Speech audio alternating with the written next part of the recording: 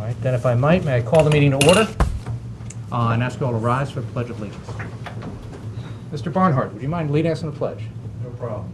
I pledge allegiance to the flag of the United States of America and to the republic for which it stands, one nation, under God, indivisible, with liberty and justice for all.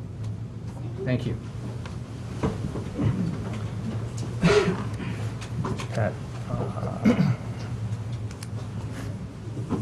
let's see, as we go through, there is no Wednesday's Pet today, so we move quickly to some special recognition for one of our educators.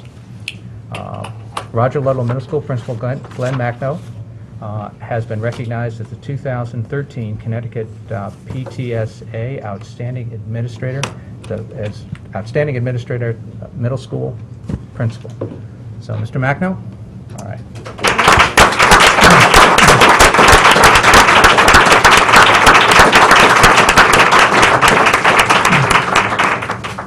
On your behalf, sir, we have a proclamation from the town of Fairfield. And if you'd mind coming up here so we can properly embarrass you.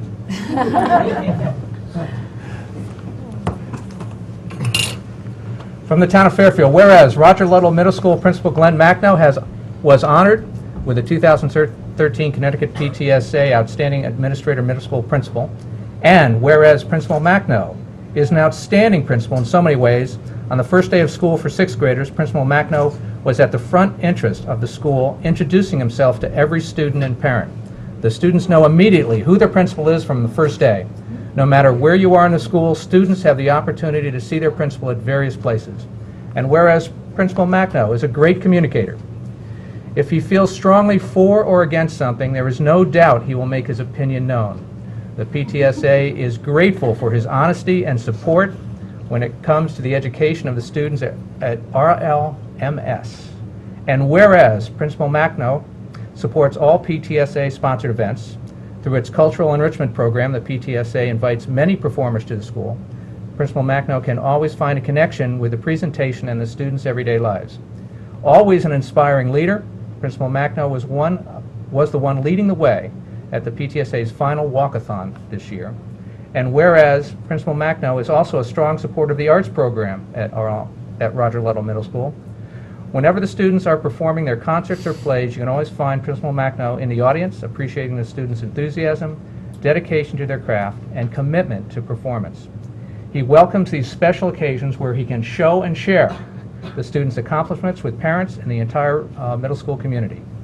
And whereas Principal Macno is always seeking out ways to improve the lives of students, teachers, and faculty, he is very supportive of his teachers professionally as well as personally. Now, therefore, I, Michael C. Tetro, First Selectman of the Town of Fairfield, I proclaim Wednesday, May 15th, 2013, as Principal Glenn Macno Day throughout the Town of Fairfield. Congratulations.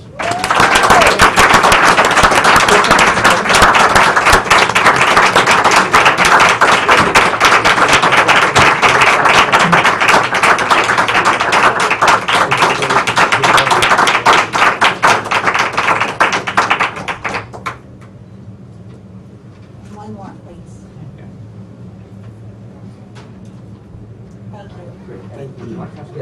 If you don't mind. I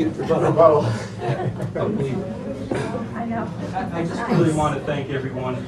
Although I'm being recognized today in this venue, it really is an award that involves a lot of people. And I've been blessed to have a dynamic and hardworking PTSA all these years. I have a very child-centered and hardworking and caring staff. I have a wonderful administration. My wife is supportive. Many nights I'm not getting in till late, or I'm at the Washington, D.C. 8th grade trip, and I'm not home, so I appreciate her support. And it's just been a wonderful, wonderful opportunity to serve Roger Ludlow Middle School, and I appreciate this, but I want you to know that it takes a village, and it really is an award that encompasses everyone. I'd also like to say, if you can indulge me for 1 second, at the end of this year I'll be retiring after 34 years. And I want to let the town of Fairfield know that it's been a privilege and a pleasure to serve the children of Fairfield and the community. So thank you very much.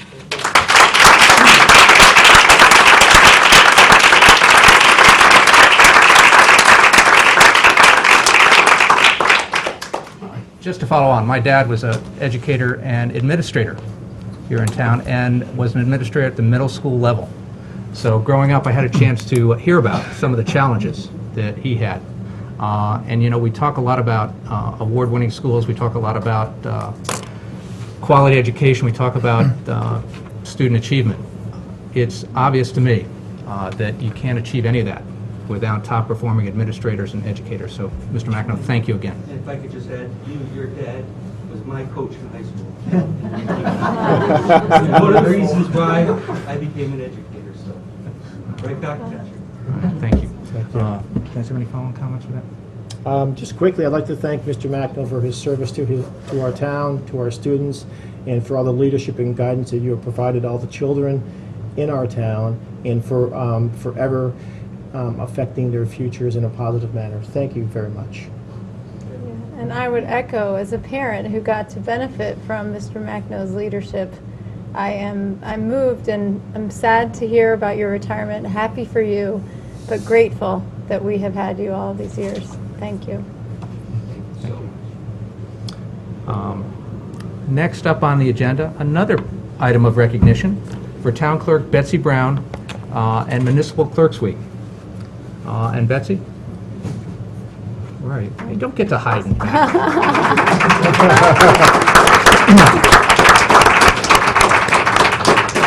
You know, Betsy truly is one of the unsung heroes in town, and she sits at every RTM meeting, no matter how long they go, never on camera. Always off camera there, so she never gets seen, but out of sight doesn't mean out of mind, and we have a proclamation in your honor here. Again, from the town of Fairfield, whereas the International Institute of Municipal Clerks, the IIMC, has designated the week of May 5th through May 11th as Municipal Clerks Week, and whereas the IIMC has sponsored Municipal Clerks Week since 1969. In 1984 and 1999, Presidents Reagan and Clinton, respectively, signed proclamations officially declaring the first full week in May as Municipal Clerks Week, recognizing the essential role of municipal clerks in local government. And whereas Betsy Brown has served as Fairfield's town clerk since 2005, having previously served as assistant town clerk from 2001 through 2005, and has been a member of the IIMC since 2007. And whereas Betsy has recently achieved Master Town Clerk status for the state of Connecticut, and serves as the Fairfield County Vice President of Connecticut's Town Clerks Association, 4th Vice President of the New England Association of Town. There are 3 Vice Presidents better than you? No. Yeah, there you go. And is a member of several CTCA committees. And whereas Betsy is also a member of the St. Catherine Academy Advisory Board, the Fairfield Kiwanis Club Board of Directors, where we first met, and serves as the secretary for the Fairfield Memorial Day Parade Committee, rain or shine, I might add. Now, therefore, I, Michael C. Tetro, first selectman of the town of Fairfield, do hereby proclaim Wednesday, May 15th, 2013, as Betsy Brown Day throughout Fairfield. Congratulations. All right.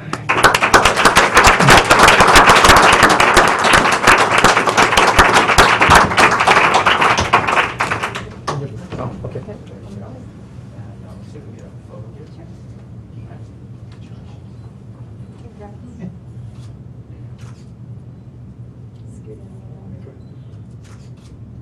We're getting better at the photo thing.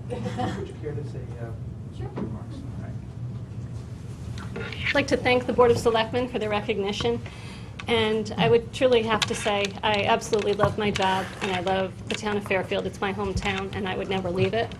And I would really like to thank my family for always being so supportive of me, especially when I have to go to all those late-night meetings.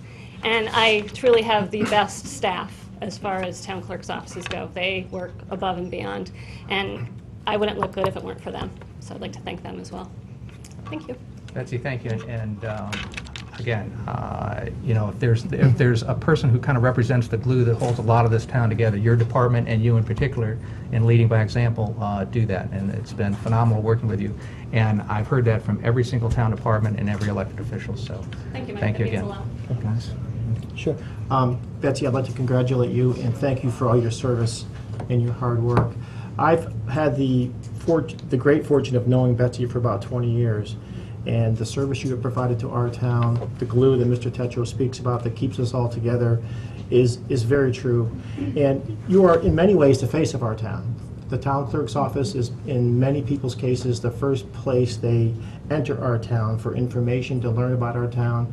And the feedback that I have gotten from you, your staff, from any person who's ever gone into your office is exemplary and positive, and it makes everyone that goes in there feel wonderful and feel welcome in our great town. So thank you very much for a well-deserved award. And I will echo those thanks, and for you and your staff. And I think the unsung hero analogy is a good one. You do so much to preserve our history and help us to make sure that we have a record of our stories and our past, and to take that into the future. And it's a huge responsibility, and you do an amazing job with it. So thank you. I Thank really you. appreciate your comments. Thank you. Thank you, ma'am. Thank you.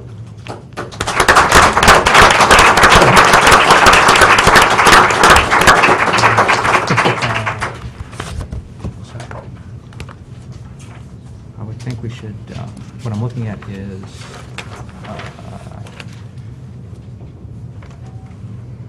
Riverfield. Okay, that would be item 15. We have a bit of an agenda here today, and there have been some extenuating circumstances leading up to this that frankly kept me from dealing with this a little more directly ahead of time. But in the interest of time, and also keeping people from waiting too much, what I'd like to do is look, and the Board of Selectmen, because we knew this was going to be a long meeting and knew that we might end up postponing some things or not quite get through everything in one meeting, has set up a special meeting for next Wednesday. And as part of that, I'd like to do two things. One, entertain a motion to move the Ludlow item up so we can take it out of order and take it next. And then second, look at postponing that till next Wednesday so we can give that a fair hearing and a fresh mind. We seem to spend a bit more time over the last few months on Riverfield, and it seems that we should take that one. I think having both discussions on the same day was a bit much. Agreed. So with that, I'd entertain a motion to take item 15 out of sequence and move that to next. So moved. Second? Any discussion on that? All in favor? Aye. And then, and again, just because, from my standpoint, I think we need to deal with both items in depth. We want to make sure that we give each one a fair hearing and fair discussion, and people being who they are and what they are, and realizing that as much as this may come as a shock, the Board of Selectmen are human, and we need to have our full attention on this also. I'm going to ask that we have a motion to postpone the Ludlow item to a date certain, being next Wednesday. So moved. A second? Second. Any discussion on that? And just to confirm, Mr. Dwyer, just to be clear, because both these items, Riverfield and Ludlow, both need Board of Selectmen approval, Board of Finance approval, and RTM approval. Both these items, if approved, taken up today, would have a chance to get to the Board of Finance if they were approved by this board. If they're taken up next Monday, it will also have a chance to go to that same Board of Finance meeting. Next Wednesday. Next Wednesday. In June, and go to the RTM in June. So this does not affect the overall schedule. It does affect just the discussion time on the Board of Selectmen. And this will also keep folks from waiting a lot longer into the evening here to get this addressed. So I just want to be clear on that for everybody. This doesn't affect the overall schedule. It does affect today's schedule and what this body is taking up. Any further discussion? Just a comment, thank you to those who, and I appreciate, I think, I won't speak for my colleagues, but I imagine they do too, your patience with us as we take the time to review this. It deserves our full time and attention, as the first selectman said, so thank you. And Mr. Dwyer, I know we'll be tied up here. If it would be possible, you get to...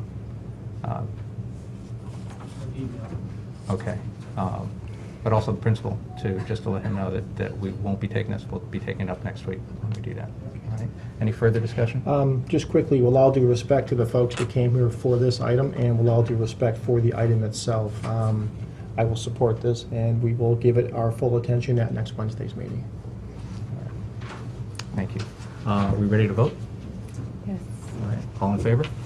Aye.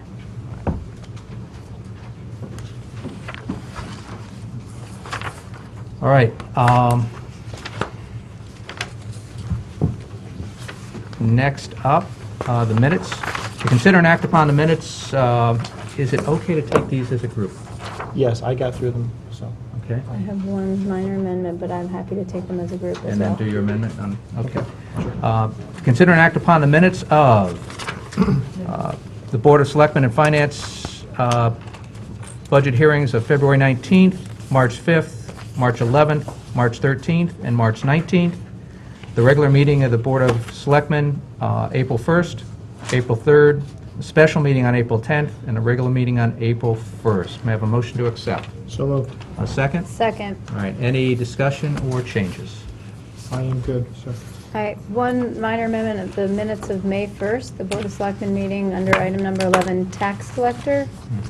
And I think just the selectmen's names are missing. I believe it was myself and then Selectman Kylie who seconded the tax collector refunds at the last meeting.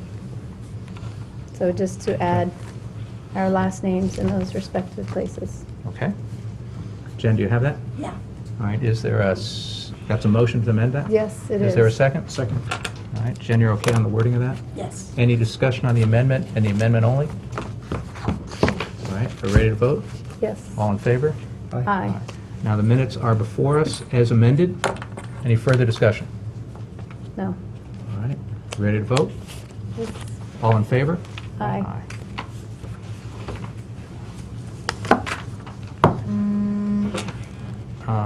Next up, Land Acquisition Commission, a resignation.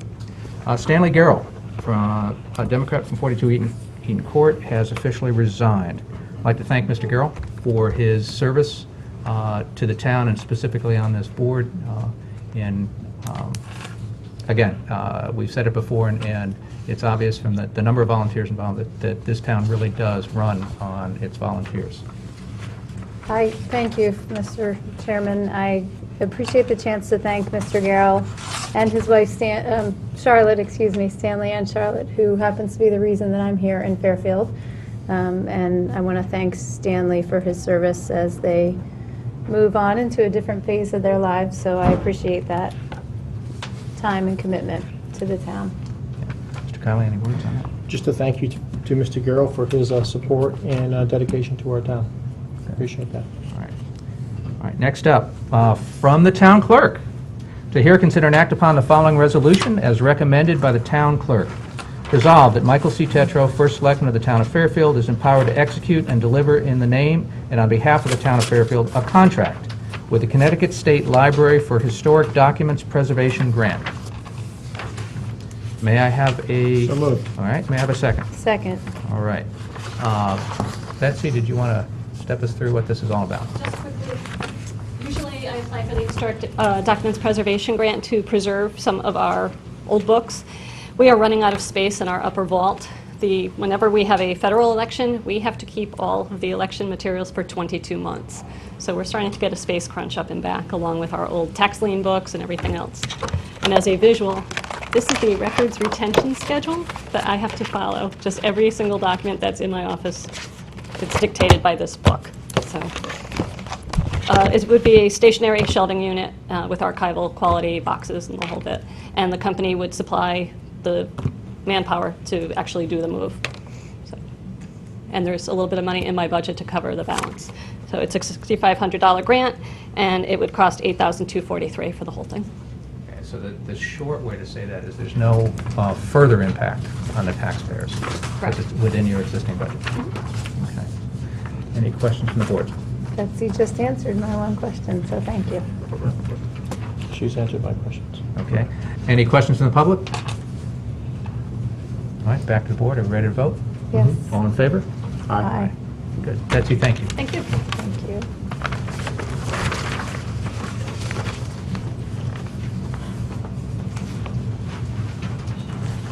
Next up, from the Director of Parks and Recreation, to hear, consider, and act upon the following resolution as recommended by the Director of Parks and Recreation.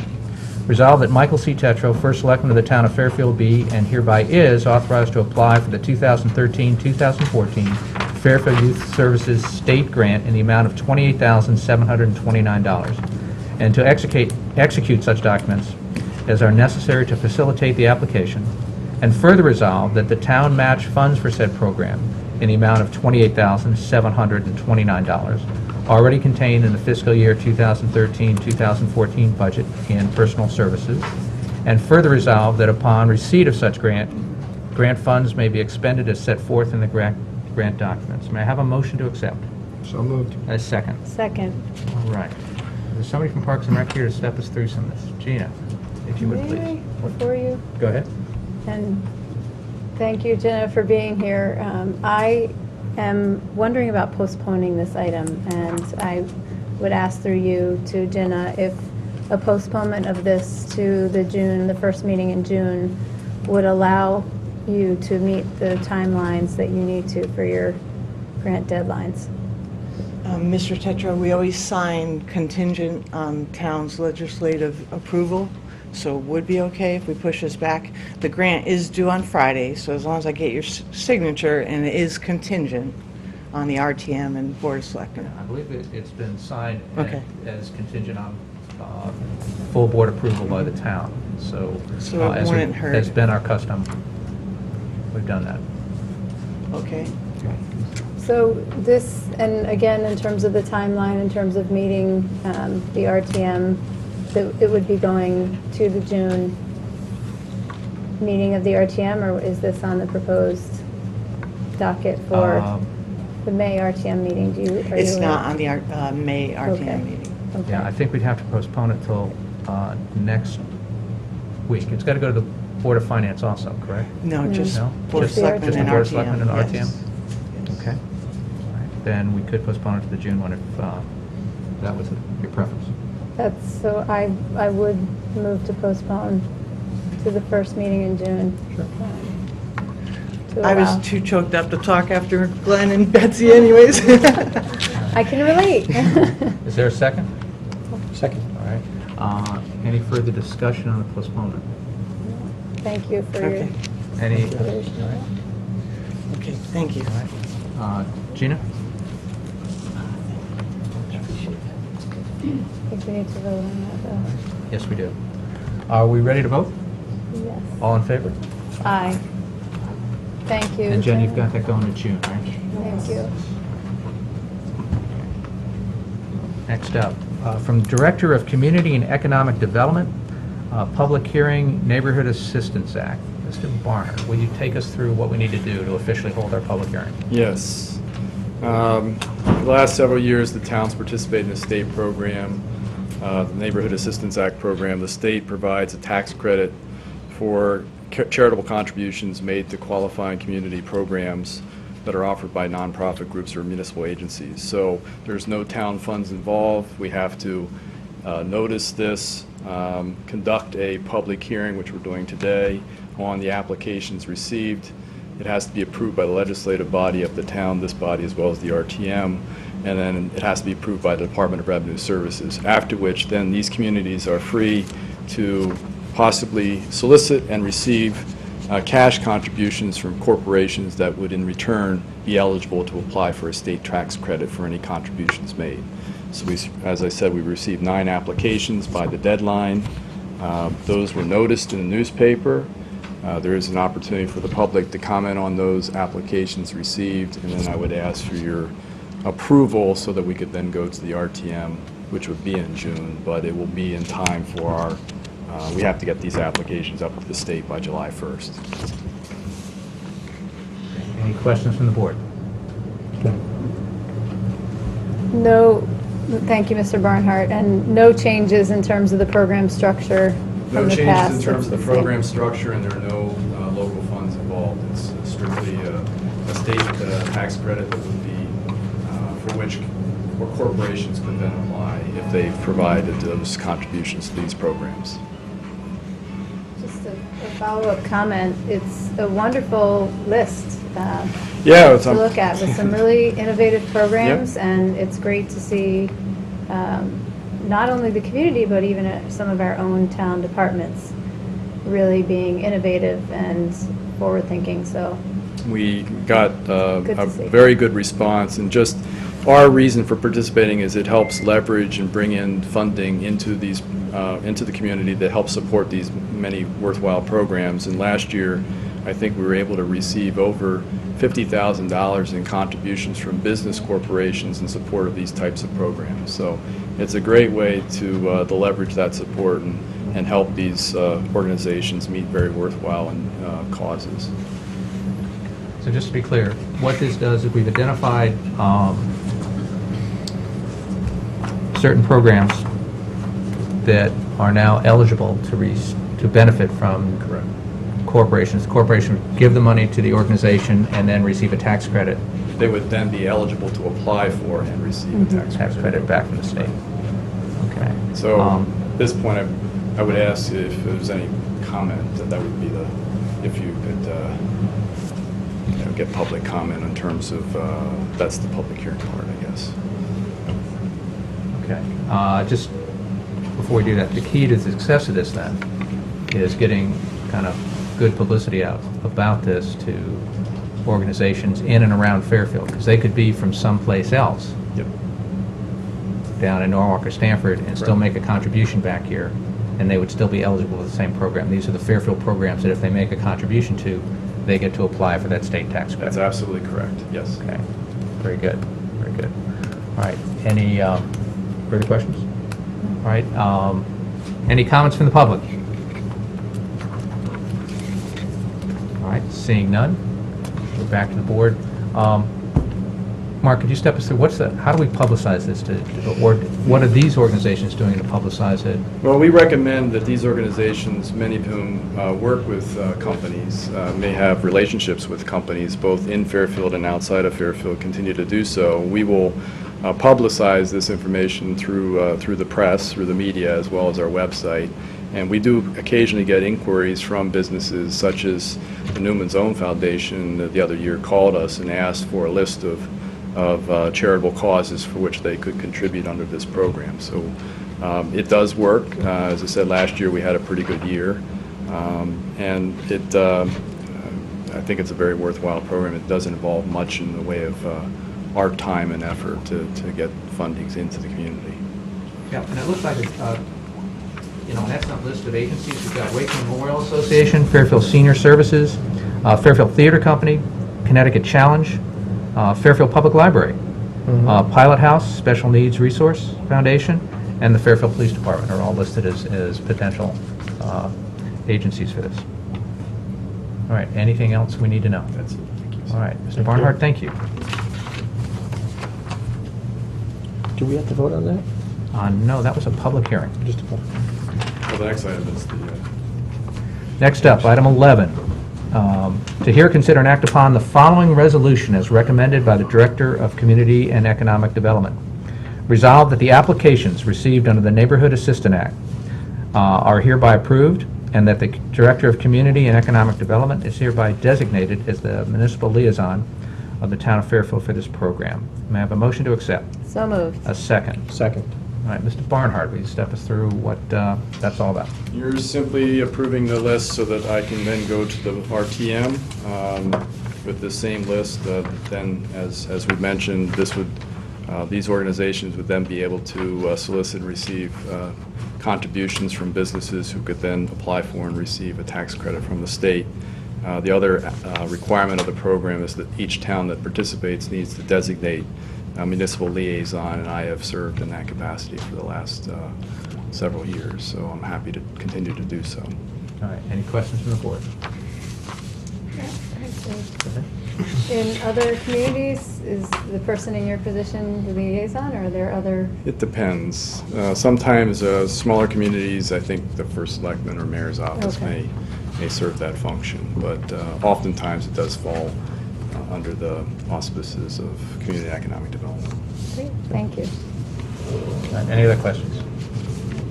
Any comments from the public? Seeing none, we're back to the board. Any follow-up? We're ready to vote? Yes. All in favor? Aye. Mr. Barnhart, thank you again. Thank you. Next up, to hear, consider, and act upon the following resolution as recommended by the Director of Community and Economic Development. Resolved that the program year 39, October 1, 2013 through September 30th, 2014, Community Development Block Grant is hereby approved in an amount to be finalized by HUD. And further resolved that Michael C. Tetro, First Selectman of the Town of Fairfield, be and hereby is authorized to execute any and all necessary documents to facilitate the town's participation in said CDBG grant. So moved. Second? Second. All right. Mr. Barnhart, will you take us through that? Briefly, the town, as you know, is an entitlement community under the Community Development Block Grant Program, meaning that we receive an annual allocation from HUD, the Housing and Urban Development, to meet community development needs within our community. We've participated in this program for many years. Each year we have to approve an annual action plan that spells out the programs and activities and how they relate to our 5-year plan. We have gone through a public process, citizen participation plan, conducted several public hearings, the most recent of which was held last week. We received applications from a number of organizations which are included in the proposed allocation plan that is before you. Many of those groups are probably very familiar to you. We've funded many of them for many years now. There's a lot of flexibility in the CDBG program, but we have to meet certain requirements. It has to meet a national objective. In most cases here, we need one of 3 national objectives. The one that typically applies in the case of a community like Fairfield is that we are serving or benefiting persons or areas of low to moderate income. So while there is a lot of flexibility in types of activities and programs that we choose to fund to meet our specific needs, we can only allocate 15% of the overall grant towards public service activities and 20% towards general administration. And we typically allocate the maximum under each of those categories. We don't have yet a final grant estimate from HUD. It's part of the ongoing budget deliberations in Washington. We have projected a decrease based on prior year's trends. The trend obviously is unfortunately going down, so we're projecting a 5% reduction in our grant, and we've used that for planning purposes. We have budgeted a small amount of program income, which we're free to allocate as well from repayment of loans that we've provided in the past. So the allocation plan is before you. What you would be doing is approving this particular allocation plan so that we can go to the RTM, request their approval, and authorize the First Selectman to then enter in the agreement with HUD to accept the funds when HUD actually provides that information to us. Mr. Barnhart, could you explain the timing of this? Just why are we approving a resolution before we have a number from HUD? Is there...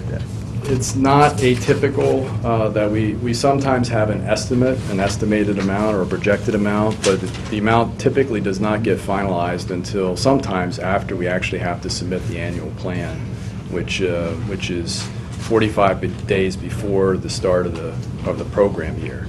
So there are times when we actually don't have the actual amount, and we're still required statutorily to go through this process, which is very prescribed, and submit an annual plan based on our best guess as to what those estimates might be, but we still have to meet those time requirements. Any questions from the board? To follow up to that, and I remember that from past years, in terms of adjustment of the numbers, what I don't remember is you've projected some numbers. If for some reason, given the conversations in Washington, or something happens to drastically change those, or to change them even slightly from what you projected, how will you address that in terms of... Our intent If the number, if we think we've been very conservative in projecting what the grant amount will be. If for some reason we end up better off than what we anticipate, we don't anticipate a major windfall by any stretch, but if we end up with slightly more funding than what we project, we would try to make whole the public service recipients. In this case, because we're only able to make 15%, allocate 15% towards public service activities, we've had to reduce the amount that was requested, even from and funded from prior years. So we would attempt to at least make those organizations whole as best we can, and then the balance we would allocate towards our single-family rehab program, which we believe will have a significant number of applications based on a number of factors, not the least of which is Storm Sandy and recovery efforts related to that. I was actually thinking the other way. If you get less money than you Less had, money than we would even probably... with your conservative estimate. Yeah, we would have to make further reductions to the public service activities to conform to the 15% requirement, as well as the program administration make a corresponding reduction. And then, more than likely, we would again look to prioritize single-family rehab. We would probably take away from home ownership. If it was a significant change, we would have to notice that change in the newspaper and allow public comment. Okay, thank you. Mr. Barnhart, thank you for being here and for putting this forward. Can you just walk me through or walk us through the process for getting on the list? I know that it's coming from different places Yep. and there's different categories and types, but what is the general process to be considered and to make the list? We maintain a mailing list of organizations that have applied for or received funds in the past through Community Development Block Grant, and those that have expressed interest and wish to be on our mailing list. So we do a direct mail to all those organizations or entities that have expressed interest or received funding in the past from us. In addition to that, we obviously publish a notice in the newspaper and issue press releases to advise the public as to the availability of these funds, the fact that we are accepting applications, and will entertain inquiries on that basis. And then, as I mentioned, we have 2 public hearings, one at the beginning of the process to gather information as to what the public thinks our priority community needs, and then at the end of the process to gather comments on our proposed allocation plan before it comes before you. Can you just take it one step further and help me understand how they get on the list? How they get on the list Yeah, like is... who's the final arbiter on?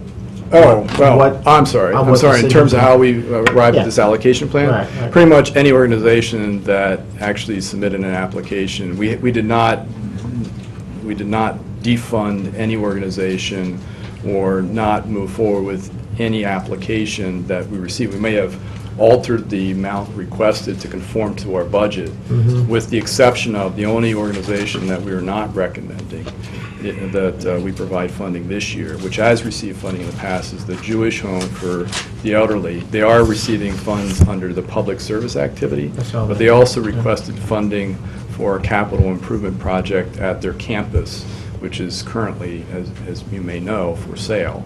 And we didn't think that was a wise use of funds to replace a roof, no matter how worthwhile it may be, if the ultimate intent is to vacate that premise within the next several years. So we thought that there were other more deserving uses for those funds. Right. So that, with that notable exception, everything else, every other application we receive, we are bringing forward to you for your approval. Okay, so just a quick follow-up. When you say "we," do you mean, can you describe who "we" is? It's essentially myself and my the grants administrator, grants coordinator in my office, Joyce Barnes, who basically handles the ins and outs of the process. Okay. And one last question. How does that process differ, if at all, from the process that we would use some of these funds for DPW or like town-related type activities?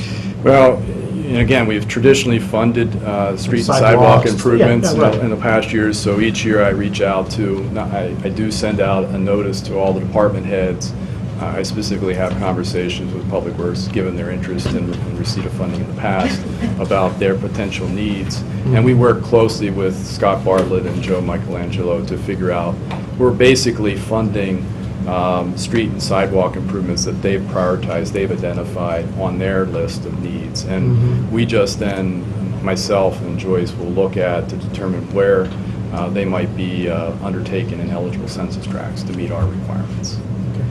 Thank you for that. And one last question, and I'm not sure if I caught it right. You mentioned Storm Sandy at the very beginning. Yeah. Was that in relation to using any of this money for Storm Sandy repair type work? Or, because the reason I'm asking is there any potential that we're using money here for Storm Sandy that is money we could use from some other place and get reimbursement from and not have to use this? Or am I looking at it the wrong way? No, you're not. There is a potential. We've had a number of conversations with the Department of Economic Community Development, our counterpart at the state, who was receiving a federal allocation of funds under Community Development Block Grant Disaster Recovery allocation, $72 million in the first tranche to go towards recovery efforts related to Storm Sandy.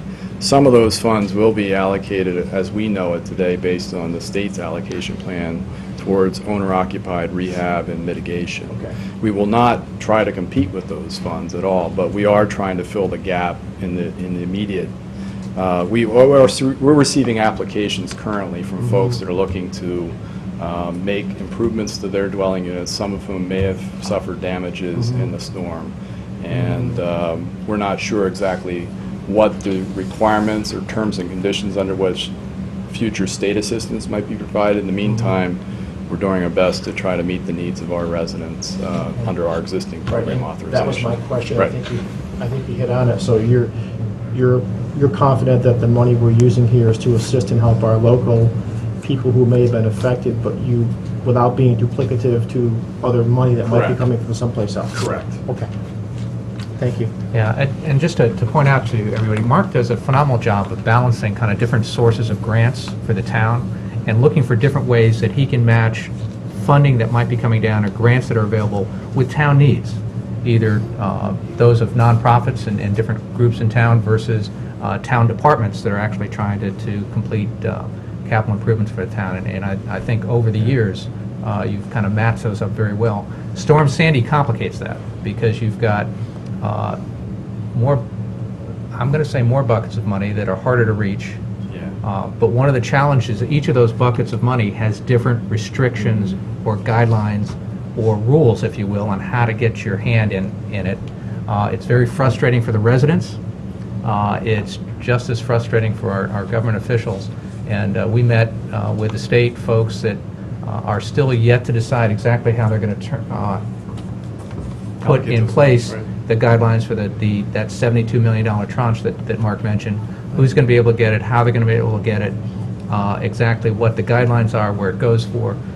Mark raised a number of questions, and they agreed with his questions, but they didn't have the answers. So we're waiting to hear on some of that. So this is a lot more complicated than just, hey, there's some money available, let's get our share and hand it out. Yeah. It's trying to figure out how to do the maximum good with the funds that are available based on the rules and regulations that prevail. So, Mark, thank you for your work in that regard. Any other questions from the board?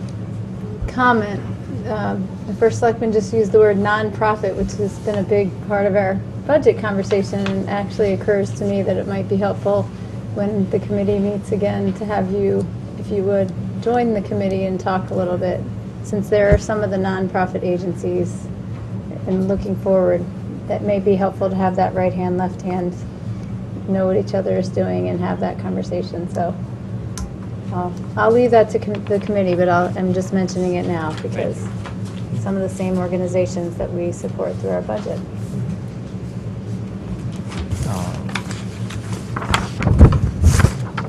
Consider an action on. All right. Any comments from the public? Seeing none, any further comments from the board? Just a quick follow-up to your comments. I want to thank Mark for all your efforts and your hard work and assistance to our citizens in our town. So thank you for that. Here, here. All right. We ready to vote? We are. All in favor? Aye. All right, good. Mark, you. thank you. All right, next up, from the Director of Public Works, to hear, consider, and act upon the following resolution as recommended by the Director of Public Works. Resolved that Michael C. Tetro, First Selectman of the Town of Fairfield, be and hereby is authorized to sign the agreement entitled Master Municipal Agreement for Construction Projects. Mr. Hurley, are you here to speak on behalf of Public Works? Yes, I All am. right. Originally, the state back in late December or early January came up with an idea of the Master Municipal Agreement. We were in no rush to sign it. They gave the town 2 weeks to review the agreement, and it had wonderful things like, well, if the state's at fault, it still might be the municipalities, thing. You have 120 days after a project's due to hand in all the paperwork in order to get reimbursements. Everything obviously slanted towards the state and federal government. So we were in no rush to sign it. But then upon talking to other municipalities, talking to the DOT, and then receiving a call from the DOT internal audit the other day, kind of changed our mind, and we recommend that the First Selectman sign it. The main reasons being is we looked at all the other agreements, and for the most part, all the other bridge agreements, roadway projects have almost the same language in it, so there was nothing different. What they are trying to do is really streamline the reimbursement process. To the state's credit, about 2 years ago, they came up with this, quote, ISP, computerized form. Now they don't even send the town checks. They go all electronic payments. They've cut down a lot of the long or cumbersome reimbursement process. This agreement will make it streamlined. It will be a 10-year agreement to streamline almost any Department of Transportation project. Where it became time sensitive is that, as I said, they wanted to expedite the grant projects. And to give you an example, like the Fairfield Intersections project, we're still awaiting reimbursement for that. They said, Painfully aware of that, Mr. yes, unfortunately. But anyway, by signing this, it will prevent us from having to do a third agreement with the state, have it go all the way to the Attorney General, do whatever. This, quote, sample or master agreement would streamline the process for that, where we could actually get a much quicker turnaround. And for other projects, Merritt Street Bridge, Valley Road Bridge, etc. So, it's just one of those things that, we went through. I went through it. There were a lot of things that were a little bit of a concern. Obviously, we want things to favor the town rather than the state.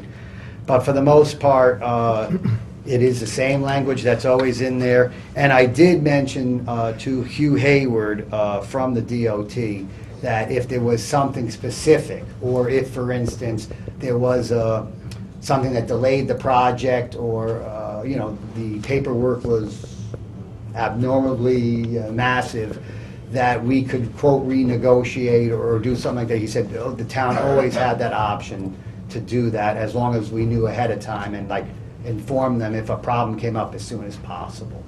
So to me, it sounds like a no-brainer. It's anything to expedite reimbursements. It's the same municipal agreement that other 30-something other municipalities have already signed, and I recommend it. So. Okay. Are there any clauses in this or terms in this that are different than some of the recent agreements we've signed with the state? I mean, to some degree, I realize it's their money and they can kind of set the rules a little bit on who gets it and how we get it, but any rules that they're changing? They're emphasizing or highlighting more, like, for instance, if we wanted to add on something that was not in the original project, or if it was like a bridge replacement, if we did something that was beyond the scope of the original bridge, aesthetic things, favors for the neighbors, that kind of stuff, they're not going to participate in that kind of thing. They don't anyway, but it's now written in print. And then there was one thing, and I don't know it off the top of my head, but it's very similar to like the disadvantaged business enterprise. the federal government is trying to do some training program, and they put that in, but again, it's gonna probably be for any grant that we go for, where, I think it's an apprenticeship training, where, I don't know, 20 hours of the project has to be, and that wouldn't even be our thing, it's just that we have to make sure that the contractor or consultant has an apprentice on hand, you know, trying to expand the skills of the labor force, I guess. Those were the only things that I saw in there that were different. Any questions from the board? Kristen? A few. Thank you, Mr. Hurley, for being here to present to us.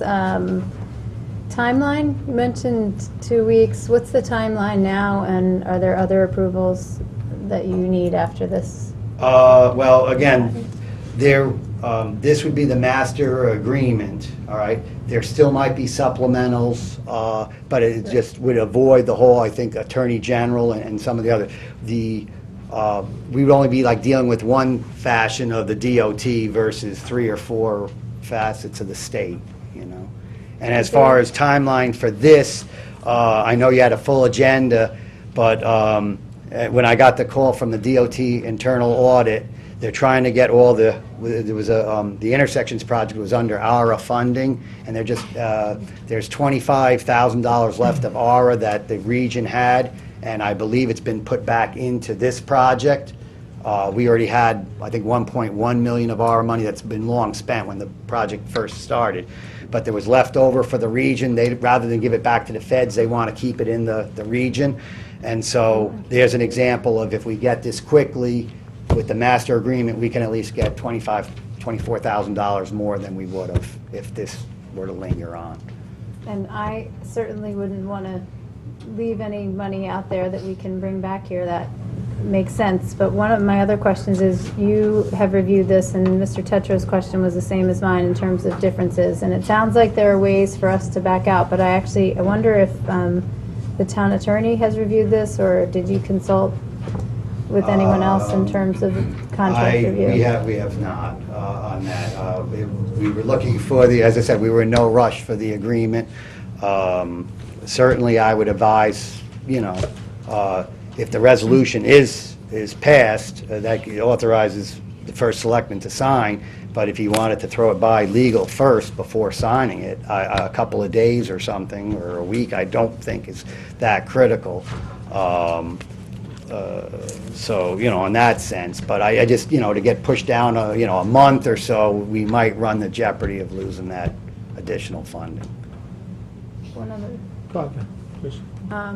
The other question I had is just about the agreement itself, and I think it's Article 2.1, that basically this template, so to speak, let's see if I can, it will address construction projects and will not address design phase or right-of-way acquisition phase activities. So, excuse me, why is that Because differentiated? the right-of-way is going to be a different issue each project, and if you remember, I said where it takes out, you know, all the different aspects of DOT, but we'd still be dealing with one particular, and on that one for the rights-of-way, we'd be just dealing with the DOT right-of-way. But rather than, as I said, the 4 or 5 different entities of the DOT. And as far as design, again, each bridge is completely different, and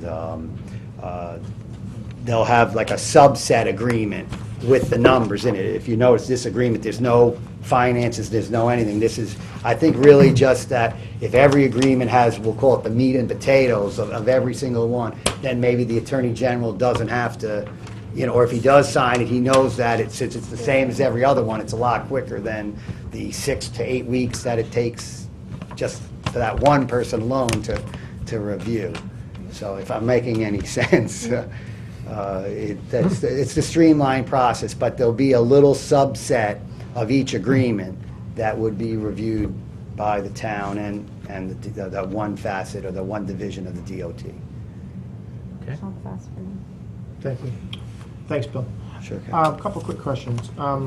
Back to the timeline that Selectman McCarthy-Vahey mentioned, and can you just quickly touch on that again in light of the fact that it looks like we received the original agreement in December? Right, if you, well, that's when it was That's- dated, we received it in January, and if you, Okay. if you look at one of the pages, it says, please return this by January 20th, or something like that. I mean, they didn't really give us much time. And as I said, when I first originally reviewed it, Right. I'm like, we don't really have any projects that we are, worried about the timeline for. Right. What really kicked in the timeline per se is, as I said, the fact that there was potential for like $25,000 more, and the fact that we do have the Merritt Street Bridge trying to wrap up, where again, we weren't looking for reimbursements then because the bridge was just starting, and then the Valley Road Bridge, which is in design. So now all of a sudden, back in December, although we knew they were in planning, they weren't quite getting going. Now we have potentially, 2 bridge projects and the 1 intersection project.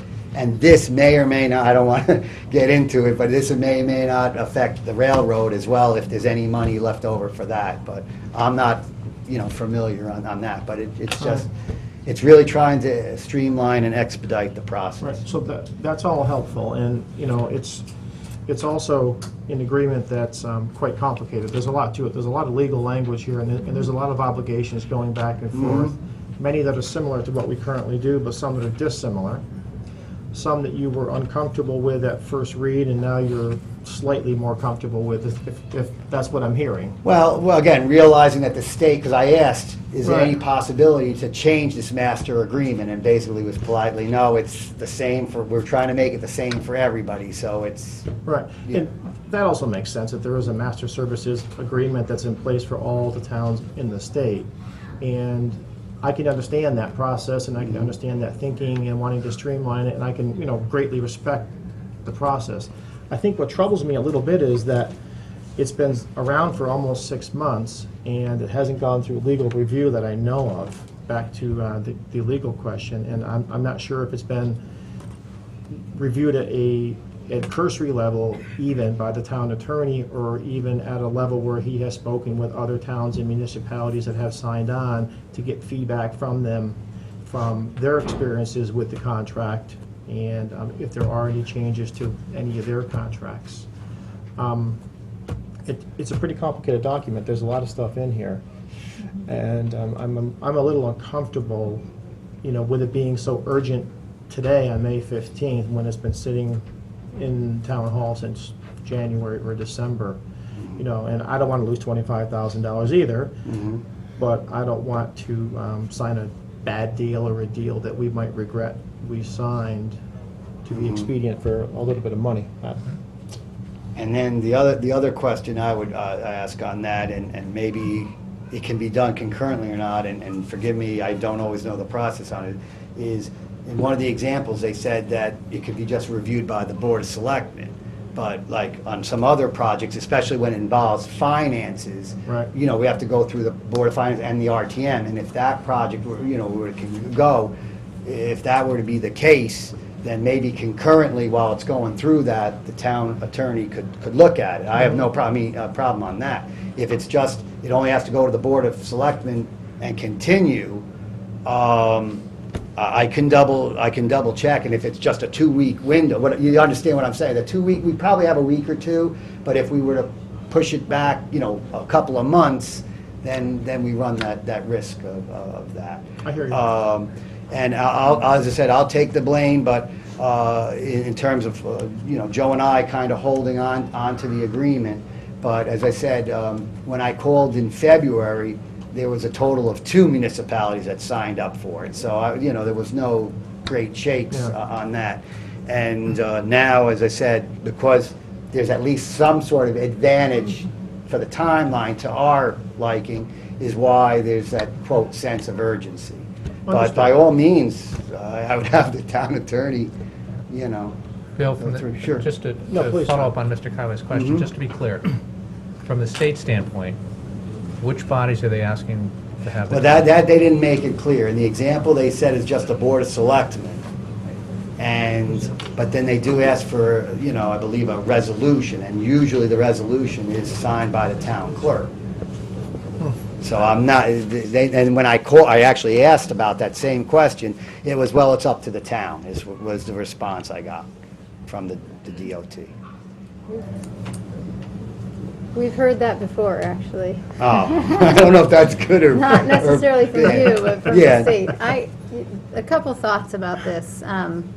One is, I raised the question about legal review because I agree, it's a complicated document. However, to First Selectman Tetra's point, the state, they're going to do what they're going to do in some respects. It's a matter of, do we want to sign this boilerplate agreement? It reminds me of when we went from the membership in the Greater Bridgeport Regional Planning Association to approving it, to changing it into a council of government. And as it was on the RTM at the time, people were uncomfortable at a point in time when we were kind of at the newer phase, and it does help to know that there are other towns, yet there are still a lot more towns who haven't signed it, so. Right, from that on that standpoint- aspect, let me just add on that, is what I did not know is that they did not send it to all, so some of the smaller towns and Okay, municipalities, that's if they helpful. don't have any, some of them, I'll just use the example of Union, Connecticut, if they haven't even applied for any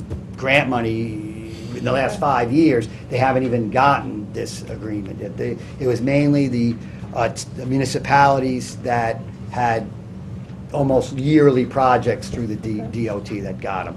They wouldn't give me a percentage of how, was it 30 out of 35 Right. or whatever. It was just, the number he said was 30, and we might even be up to 40 by now. is And what- that's a helpful context. So given that we have time and that we know that we're having a special meeting next week, I would wonder if we could ask for review by the town attorney and see if we can bring this back next week. And I'm not making a motion, I'm just putting that out there for some thought. I It's physically could- possible. It just seems to make sense that we have a few more questions in terms of the approval process. We have some concerns about the legal review. So I'll make a motion to postpone this to our special meeting next Wednesday. Is there a second? 22nd. I'll second that. Any further discussion on the board on the motion to postpone? Yes. On the schedule, we have a meeting next Wednesday, the 22nd, I Correct. believe? Yes. And we'll have a meeting the first Wednesday of June. I do not know that date as I sit here. What is this timeline that we need to be concerned about? Because I heard you say a couple of weeks was good, but a couple of months was not. What about in between? I can certainly find I'm out. just trying to keep next Wednesday from getting packed up. Yeah, I think the challenge Not a bad idea. there, and the reason for my question earlier was, we want to be clear on the boards in town that need to approve this. That If too. it's just something goes to the Board of Selectmen, then we've got now, next week, first week in We have June. more flexibility. Right, exactly. If it needs to go, and we actually have those, that get it to the RTM at the end of June. Beyond that, we're then talking RTM in July or August, based on whether the RTM meets in both July and August. That's correct. And if that were to happen, from what I'm hearing, That wouldn't be that, good. yeah, because they wanted all, they did give me a date of where it has to, quote, be everything cleared up in the district, meaning the District 3 in DOT. I think, if I recall, it was the end of July, that they had to have everything, so this would have to be like in their hands a good time before that. It also seems to me that if this is the type of agreement that, I think I think we want the town attorney to review it. I think we can do that by next week. And I think we should probably postpone it till next week as a start. That doesn't impact the big schedule, that's 4 or 5 Right, days, I right? agree, and then I can also ask And so additional we questions. need to get those up. Do we know who the 35, 39 towns are that? I didn't ask that. You could ask that? Okay. So we have a list of who those are, because I think that'll help us understand, if these are the towns that are doing this all the time. Yeah. First thought would be, the state's handing out the money, they're not going to make a lot of changes to their standard boilerplate. Right. Since it's their money and their game, and they don't have to give it away. Right. But I think it'd be helpful to have what those towns are, and we can check with a few of them to see if there are any changes or any flexibility in that. I think it makes sense to have the town attorney sign. I do. also. That's good. So with respect to the motion, I think keeping it for next week. However, if we find that if we learn in the week, and you talk to the first selectman, that it's going to require the full approval process, then I would be open to moving it to June, because to Selectman Kiley's point, it's a special meeting next week. It's meant to be dedicated to Ludlow, and I think we may have, I'm open to Okay, moving it that's then, fine. but just to keep it there for Right. now. Yeah, I think if it just has to go to the Board of Selectmen, and, $25,000 is one of those numbers that we don't want to make a decision that might cost us more in the long run over that amount. However, we don't want to not take advantage of that amount if we have a chance to get it. So If think I we wanna may, though, balance the that. 25,000 is what I'd call extra money. Yep. The intersections money, because there is no third agreement for the additional work that was done and the additional consultant work, if this gets signed, it's a lot more. It could be potentially $100,000 or $200,000, where if we totally drop the ball on everything here, and they have to go through the whole agreement process, it could be 6 or 8 months, the old way. Right. It could be significantly longer. And that's where some of that urgency was, where one of the DOT officials was talking about, well, I think they'd rather lose the 25,000 than the big picture money. And so there is a little tie-in, as I said, to the intersections reimbursement, and maybe others, I don't know. So that's Okay. where a little bit of urgency was. And of course, they don't tell you that when they submitted the agreement or anything like that. And as I said, it was definitely all, in my opinion, slanted to the state on certain things. But when you looked at, well, they're not going to most likely change the agreement, and it's in almost all the other agreements, it's one of those, what can you do, Yeah. Like I said, they're holding the strings. Definitely a lot more fun to make up the rules as you go along. Right, good to be king, as they say. All right, any further discussion from the okay. board? All right, thank you. All right. Let's see, the motion before us is to postpone this to next week. Any comments from the public on postponing this agreement? All right, seeing none, back to the board. Are we ready to vote? Yes. All right, and the motion before us is to postpone this to a date certain being next Wednesday's Second. 22nd, and next Wednesday's special meeting of the Board of Selectmen. And again, if this gets a lot more complicated next week, we can always postpone it from that. We don't have to vote on it then, but if we can, it sounds like it might help speed things along and get us Sure. more money sooner, Right. Absolutely. which is Thank you. generally a good thing. Always. All right, are we ready to vote? Yes. All in favor? Aye. Mr. Hurley, thank you. Thanks, All right, Thank you're welcome. you. Thank you. And Bill, can you get a copy of this to Stan and let him know the schedule we're on? Okay, I think Kathleen has both of our copies. So, will do. Okay, thanks. All right. Next up, the Riverfield School Building Committee, to hear, consider, and act upon a bond resolution entitled, "A Resolution Appropriating $14,485,766 for the costs associated with the expansion and renovation of Riverfield Elementary School, authorizing the issuance of bonds to finance such appropriation, a copy of which is attached here too." May I have a motion to accept? So moved. A second. Second. Mr. Quinn, could you take us through what's changed since the last time we got together? Pardon my back. Good afternoon. Good afternoon. Glad to be back here again. Great to Did I have say you that? back. Yes, you did. Oh, write that down. Can we strike that one? It was nice of you to say that, Mr. Quinn. Okay. Always gracious. The last time we were here, by the way, this is our year anniversary for this committee. Wow. We were formed March 2012. Fantastic. So as an anniversary present, I expect that we'll get this approved tonight. Meeting adjourned. Second. We had, the last time I was here, we looked at a proposal for $15,100,000. And you asked some legitimate questions for us to go back, see what we could do. And the first thing we did was add $260,000 to it, okay, which was for security. Right. We met with the police department, we reviewed the school. There are 8 doors in that particular school. We reviewed the vestibule, all the recommendations that the police department had, and also conforming to the state gun control law, which I have in my briefcase of interview wants 143 pages.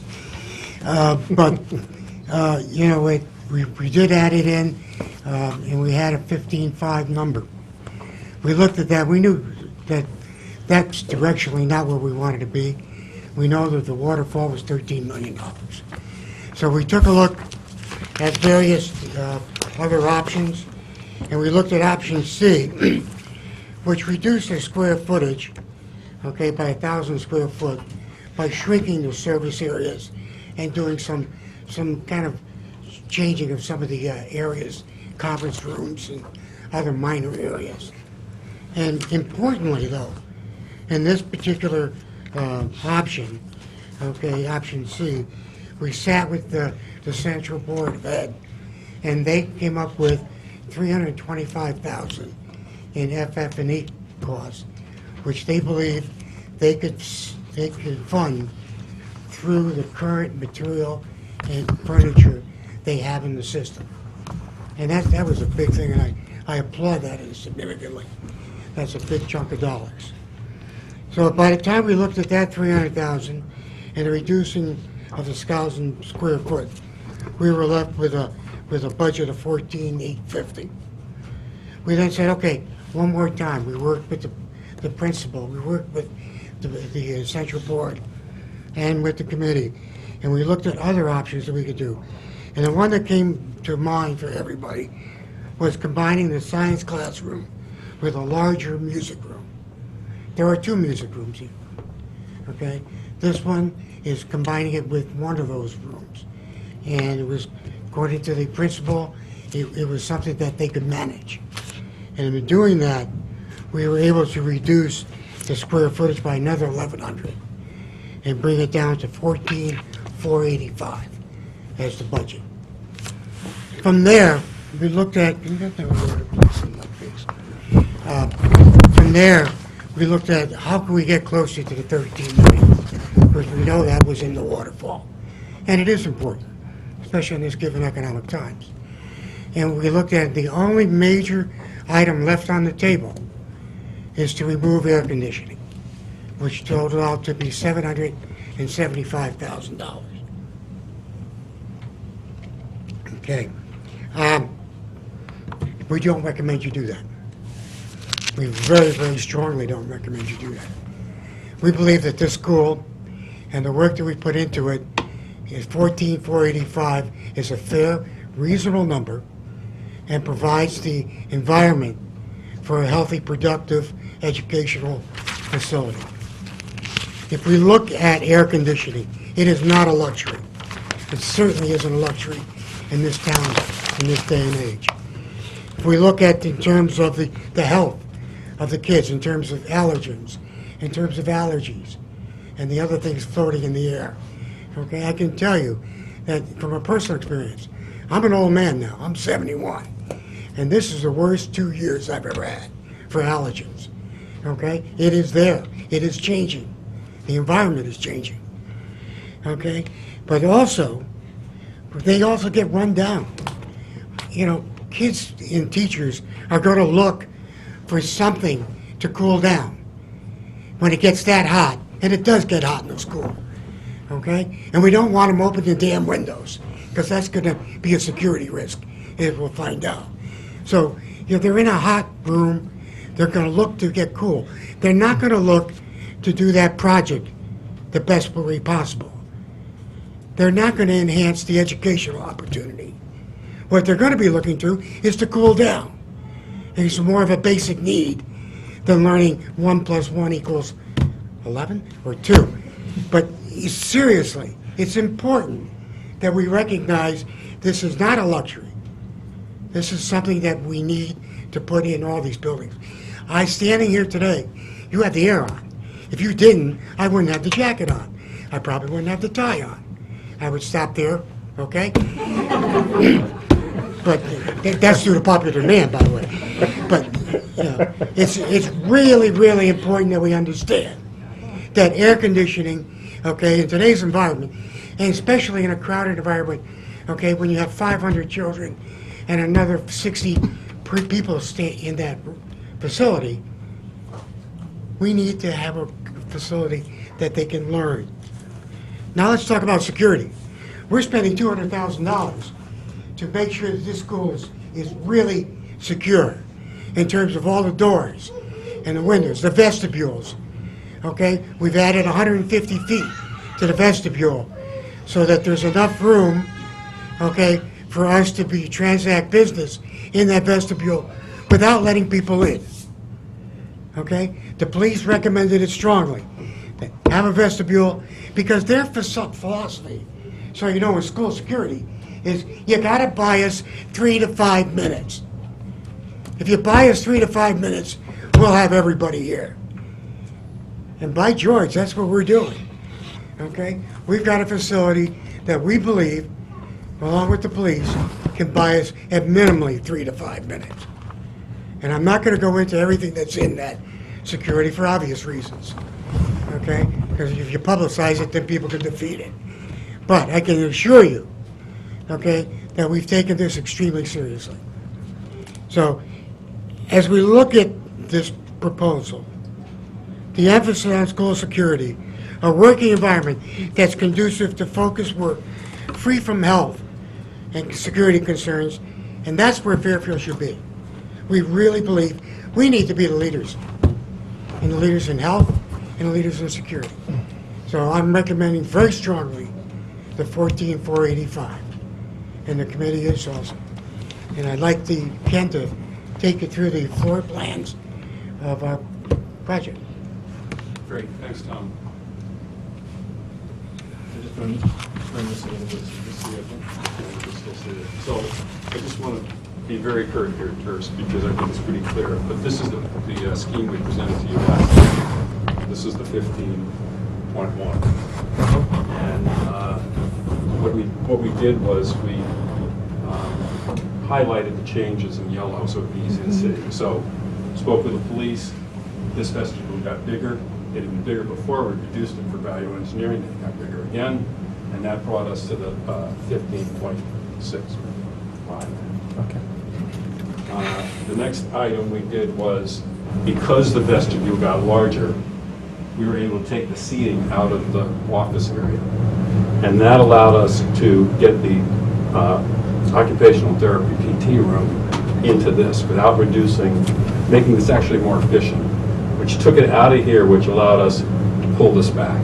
So by pulling this back 10 feet and making some very minor changes on the custodial space, and some of the storage space went from 400 to 300, our board had approved that, we were able to save this 900 square feet. And that brought us to the 14.8 or so that Tom. That's the first 1,000 that Mr. Quinn talked about? Okay. Yeah, that's the first 1,000 Okay. square feet. We also, you see, we just shortened this slightly. When we did the seating plan and talked to former state building code official, that we had enough seating in here, so we pulled this back a couple feet. So just, again, tightening everything we could possibly tighten. And still make the specs. And still meet the specs, yeah. And then the last item was, again, combining the science room was here, combining it with the music room, so it's a flex room. The kindergarten that was here moves to where the science room was, and that got us the additional 1,100 square feet, which got us to the 14,485. And the only other item there was the blow-out air conditioning, which brings it to the 13,600. In terms of the renderings, I think we've seen them, but actually kind of taking that chunk off the back there, that other room, actually makes this actually work better with the help and softens it. And that's it.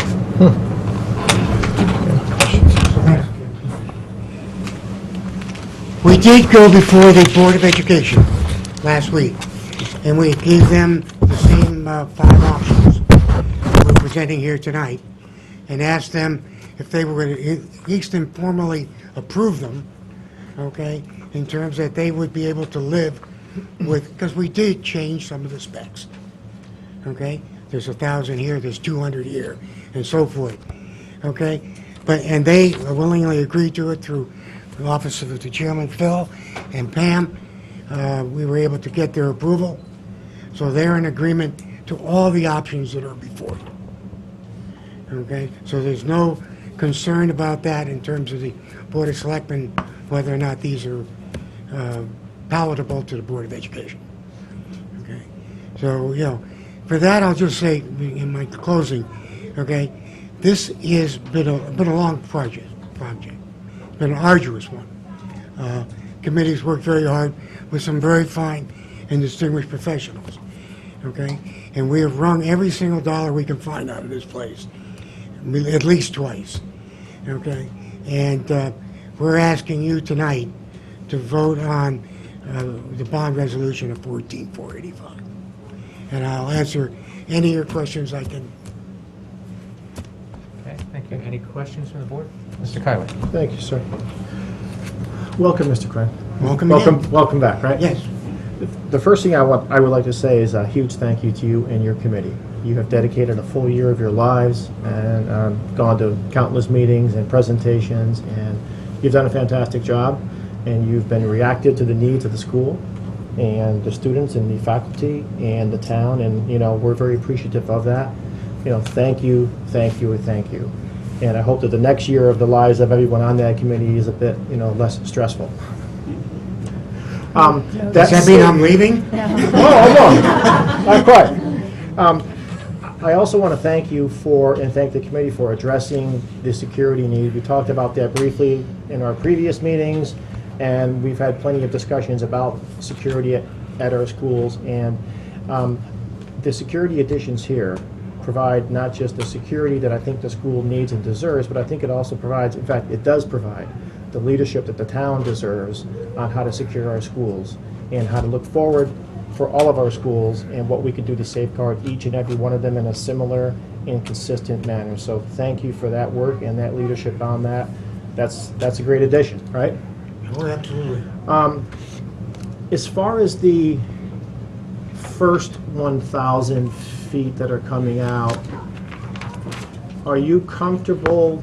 That's the piece on the side and the piece in the back that's kind of shortening the back of the all-purpose room, correct? The gymnasium. The gym, excuse me. And That was 3 feet. that was just 3 feet, so Yeah. there's no significant impact to that? It doesn't impact program delivery? Because I know we talked about the movable stages and all these Yeah. other things No. last time around. It's a stage, and it's, meets the ed specs and the number. And once we actually laid out the seats, according to the code with the state building inspectors, looking at that, saying, yes, that meets the code, we were comfortable with that 3 feet. Okay, so That's that all we 3 did. feet is not material? Right. Okay, and Yes. it provided you some savings as well? Right. Okay, so that's good. My other question is, unless there's a follow-up on that I don't want to jump around too much. No, but go ahead. My next question is, you talked about the combination of the science room and the one music room.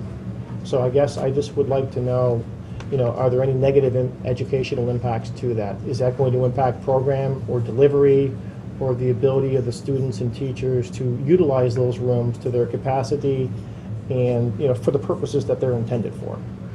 All the information, input that we got said no. Okay. It would not. The program would remain as it is. It'd be balanced programming, okay? That the rooms were not used at the same time, okay? And that there would be no significant program changes Okay. So there's no significant that negative? I'm aware of. Okay. Is Dr. Title? Okay, please. Hi, I didn't see you back there. Welcome. Again. Finally got you up here. You were trying to I hide don't really me want to back. get out of here at all yet. We talked a great deal about this, and I think having that. Please Oh, go ahead. introduce yourself. I'm Brenda Anziano, the principal of Riverfield Elementary School. Thank you. Welcome. We had a great conversation about this. I had it with the elementary leadership team, with Board of Ed, Dr. Title, and the architects and everything. So there's a space in the elementary school which is used for strings and band, which are teachers that are throughout the district. So they're only there 1 or 2 days a week. So those other 4 days, 3 or 4 days, that space could be free to be a science room, which will be an addition to Riverfield, because right now we don't have any space for that. So although it's not ideal in us trying to get this number to where we could get it, that was something that we just thought was a great remedy to eliminate 1,100 square feet. But I think it's going to be an addition to the school, because right now we don't have a science space at all. Thank you. Go right ahead. Oh, please. Thank you Welcome. for that. And I thank all of you for having that conversation, because it's not ideal, and certainly in some of the other projects, we've tried to move towards a dedicated science space. And as we talked about on the tour at Ludlow, science, I'd like to see us moving into more science and math over time. But the difference, obviously, between high school, where there are labs and all that, it's very different in elementary. But my question is how, and perhaps this may be for the architect, in terms of the use of space, where one of the gifts of a dedicated science room is for lab purposes, is for safety of setup, is for, different kinds of tables and spaces. How can that be allowed for? Have you had that conversation as part of what you talked about? Well, there's a demonstration table that's going to... Well, if you could, at the mic, please. There's a demonstration table that will be in the room. So there'll be a dedicated demonstration room table with gas and water and electric. But I believe for the younger kids, there's a lot of it is kits and things of that nature. So it's not like a high school or even a middle school where you would have the desks set up and the outlets there for the microscopes and things like that. So it allows it to be a flex space more. Well, Which thank I think you. will work. Yeah. I do think it'll work. Thank you. Thanks. I'll sit here in case you need me. Okay, cool. Always need you. Any further questions from the board? Go ahead, please. I have air conditioning. So, of course, I'll say for myself, I would prefer that we would be able to provide air conditioning for the school. I also recognize the reality in terms of, not that we've all voted to say, yes, we're going to follow this waterfall, but recognizing our economic reality. So a couple questions about air conditioning. One of them is, if we vote on that final column, the 13.6, what areas will have air conditioning with that, forgetting add alternates? Because it's clear that the first add alternate would be the APR at 110, and then the second add alternate. The totality of it, Right. yeah. But in the 13.6, if you could remind us which The areas. media rooms, okay, library and computer rooms, which currently have air conditioning. The gymnasium, which currently has, the administrative offices, which currently have air conditioning. Could you maybe show us on one of the diagrams? Oh, absolutely. Just visually, it may help us see it. So that's, this space is the library, the gym, the administrative, and the fifth grade wing. Could I just clarify that? Are those spaces that currently have air, or Yes. will have air? This will be modified, the gym will be modified Okay. because you're extending it. Right. We're looking at possibly utilizing one of the units that was there, but whatever, that's included in here. This will be modified slightly because the walls are changing. Right. This exists as it is, and the fifth grade wing exists as it is. To answer your question, though, yes, that's what exists today. It's consistent with the current school. That is currently what we have. Thank you. Follow-up. So the 775, if I recall from the last conversation, part of that cost is there some structural in that cost, or is it simply just No, it would the be, HVAC? that includes all the condensers, all the hardware, okay, all the ductwork, and the structural Okay, that's- to hold it on the rooftops. Okay? But I also, so, because we know this is a point of contention, we went to the engineer and said, well, can't we put in the ductwork now? And put some of the other things in now? What would that cost me and do for me? And the response I got was it'll cost you probably neighborhood of $250,000 to $300,000, okay? And you'd be really stupid to do that. And the rationale was in 3 years, 5 years, 8 years down the road, you don't know what the air conditioning is going to need or take. And meanwhile, you spent money that you could have spent on the educational environment, okay, on piping that goes nowhere. Okay. Can I follow up on Go that? right Absolutely. So, the air conditioning is specific to the classroom space, for the most part. And right? the APR, that's And the extremely APR. important. Okay. How many classrooms, could you remind me, would be getting air conditioning under this plan? Is there, because that wing's already good, This is right? the only one that's got it, so all of these classrooms, these classrooms, these classrooms. Okay. You're about Okay. 17, I think? Is it 17 in total, or? Well, if you include the music and the music Yeah. side is 1, 2, 3, 4, 5, 6, 7, 8, 19. And this is the art room, 20, plus all the other resource rooms and the gifted classroom, smaller rooms. 20-plus rooms. So roughly 20 rooms plus a couple of additions Yeah. to some Yeah, other all the offices, spaces. so you got extra Okay. office spaces. Okay. Yeah. All right. Resource rooms. Right. And the air conditioning that you're proposing to put in here is your traditional HVAC as we know it today, as it gets pushed through the ducting that you referred to That is before.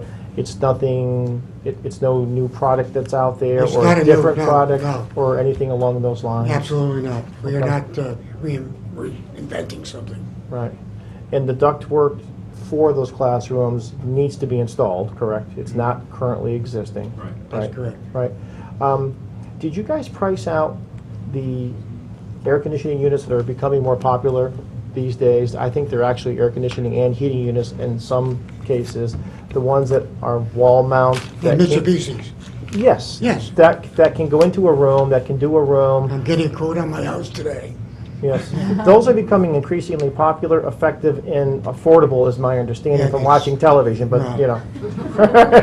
There's no that age, don't believe everything on the internet. Understood. Okay. That's a fair point. So I'm just wondering if, I guess my real question is, other than traditional HVAC as we know it with ducting and compressors and all that fun stuff, what other alternative air conditioning options might be available or considered? Okay. George? Hi, George. George, if you could come to the mic, please. Be careful, he's big. Pardon my backside here. Keep them cool. George Cattinger, I work with Ken. The systems that we're installing in the classrooms are not your traditional systems. It's called a VVR, Variable Refrigerant, VFR, Variable Refrigerant System. It's kind of like the Mitsubishi pack. You're delivering refrigeration to each classroom in coil, just like in your home. So it's a modified version of a Mitsubishi system. You're providing large rooftop units that provide you your fresh air, but the cooling systems are being provided by these type of modules. So in the new addition, they're going to be in the ceiling, you won't see them. In our existing building, there'll actually be a module mounted onto this deck that you can see. And they're designed for classrooms, so they're quiet, it meets the acoustical requirements, and they're very efficient. That was the best value that we could I think find. this was the best value system Right. we've come up with, is what I think you're getting at. Kind of, yes. Yeah. So it's more of an air handler I'm hearing. You have more of an air handler supporting these coil-cooled units. There's two components to it. You have to develop fresh air, 15 cubic feet per child per classroom, so that you're not opening the windows. Then you have to cool it and heat it. So you're getting your heat traditionally through your vent tube radiation at the curtain walls. You're getting your fresh air is being heated and treated to bring it up to temperature, and your air conditioning is really supplied by these variable refrigerant systems. So it's a good system, especially for a retrofit. Thank you. Appreciate that. Good. Any further questions from the board? No, I'm good. For right now. Well, actually, yes, I will. I'll ask this now, and actually, this may be for the Board of Education or Dr. Title. Again, back to the good old waterfall. And the issue, clearly, the difference in price between the two. And we've had a lot of conversation about how to fit things into kind of our expected plan. So if today we pass this resolution as it is and don't amend it down to the 13 million number, what else or what might that bump? Because certainly there were things that have had to be moved around already. So do you have any sense of that? I know that's kind of a tough question to ask, but I'm assuming that we would need to do that in order to try and stay within those guidelines. Yeah, I give that a shot. we've given the latest information to Mr. Mayor about the projects and how it fits into the waterfall. The Ludlow project that's hot on the heels of this is right within the waterfall numbers, so you should also know, looking out, these are the last two large projects for quite some time that are on the waterfall agenda. You'll see next year there's very little there, some capital non-recurring. The following year even, there's not really a really large school project. I guess I would say that we would look at the existing projects, and if you said, look, to fit in both Riverfield and Ludlow, we need to consider pushing something out a year or two, then we'll look at that, we'll come up with a recommendation for that and make it work. So, we're flexible with that. Our facilities plan seems to be a work in progress every year. So obviously we'd have to look at that and see what's coming sort of next on the horizon. But there's there's nothing big like next year, like if you'll notice, really, I think really the next one, and I wouldn't even consider it big, is the potential Phase 3 of Sherman, which is capped at $2 million because of FEMA. So whether that moves that year or the following year, that would be kind of something there. And we can look at some of our other capital non-recurring. We've got a roof project coming up. Could that go off a year? Those kinds of things. So we're definitely open to looking at that. I think these are the two big. I know the timing they're coming at the same time, but really, if you look at our facilities master plan, the way it's currently laid out, this is it for a while. That's my take on it. Right. Well, subject to roofs blowing off and so forth, right? There's always unexpected surprises as part of this, and it's also something that we've been, working with the whole Board of Ed on, and we kind of put a little bit on hold because first we wanted to make sure that the police finished their security analysis for the whole school district. We didn't want the board to charge ahead with a facilities master plan and have this come in, so we want to wait for that. We also want to do another enrollment update as well. So, by next fall we'll have a much better handle on the long term. But we're certainly open to looking at it because these projects are both urgent. I don't know if that helps. That's my take on it for now. While Dr. Yeah. Title's here, can you just quickly walk me through the $325,000 of FF&E that's being contributed to the project and just help me understand the background? Right. Because really the idea was to, one of the priorities of the project was to remove the portable classrooms and make them permanent classrooms. Those portable classrooms all have furniture in them that is still usable.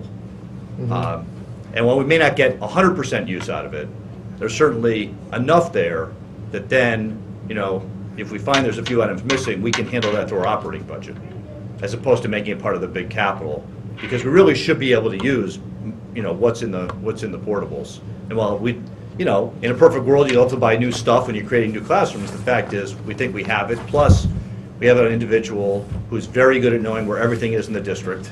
Jan Burns has the inventory, knows what's going on, and if we need to reach out to another school where maybe they're one classroom less, we can, we do move furniture all over the district. So we can be sure that we can outfit Riverfield, with this.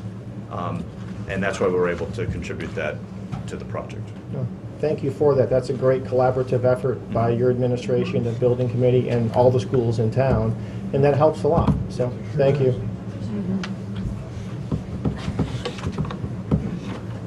Any final questions? Not ready. I'm good. Yeah. All right, to the public. Anyone from the public wish to comment? Can I, as a public comment? Actually, you have Yes. higher priority standing than that, but you're welcome to comment. I really, truly, as a taxpayer and a citizen in this town, want you to take a hard look at keeping the AC in and talk about building our system for the future. Not on the basis of the ledgers, okay, in terms of the waterfall, but look at what we can do in improving the educational environment for our teachers and our students. Thank you. If you just introduce yourself to the mic. Pamela Iacono, Vice Chairman of the Board of Education and the liaison to the Riverfield Building Committee. And I'm here today hoping that the third time's a charm. And I think we've finally got this project right. I think any one of these options will meet the educational needs of the students. Ideally, I'd like to see air conditioning in the building, but certainly knowing that cost is a factor, if it can't be done, funding at the 13.6 would at least get us the spaces that we need to be able to teach the children appropriately. I'm very enthusiastic about what the police department did in terms of setting a new standard for how our buildings should look, and I think that's an important thing that we need to embrace and do. And I really hope that this project moves forward all the way through this board, through the Board of Finance, and the RTM. It's been so long in the making. We've been talking about it for years on end. As you heard the committee talk, it's been a year's worth of work. And I can't thank them enough. They did come in and meet with central office, and we had really good conversations about how we could make this work. And I think having those two-way conversations really got us to a place where this will be a successful project. Sure, there's a couple of things I would have liked to have seen happen, but you know, we don't have the money to put more windows in the pod, which is kind of dark, but that's okay. You know, this will meet our needs, and it'll be good for our students, and I really hope that you will pass at least one of these plans this evening. Thank you. Anyone else from the public wish to comment? Yes. Please come up to the mic and state your name.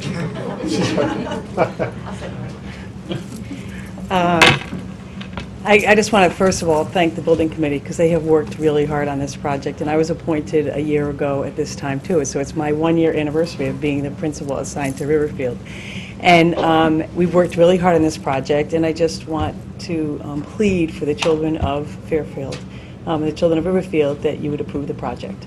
I believe that the biggest concern for me at Riverfield is the safety and security of students. The portables are a safety situation every day for me as a building principal. They've made me uncomfortable way before Sandy Hook even happened.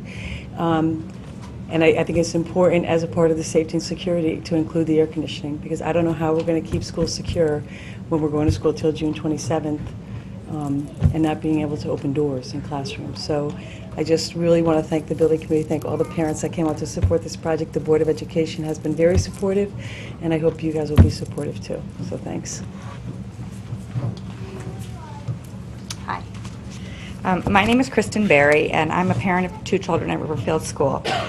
I feel very strongly about putting air conditioning back into Riverfield's renovation plans. We live very close to Riverfield School, and the back of our house faces west, just as it does at Riverfield. The heat in our backyard burns out our grass every year, causes the room in the back of our house to be so hot that no one wants to be in it, and no one wants to play in the backyard due to the heat. Our kids at Riverfield, particularly those whose classrooms face the back of the school, don't have a choice. This is a learning environment, and in my opinion, it's unacceptable that they should have to endure these unhealthy conditions while trying to access their grade-level curriculum. Moreover, doors can't be opened to circulate air due to security restrictions. The school in the months of August, September, May, and June are of particular concern. We all agree that our school is in need of a renovation, and sticking to the budget is very important. There will always be variables in comparing to other schools in the district. The direction our school happens to face is different from other schools, which in my opinion changes the importance of this discussion. We are all here to make sure this renovation is done right, so please consider the importance of air conditioning and the renovation plans for Riverfield School. Thank you. Anyone else from the public? Hello again, how are you?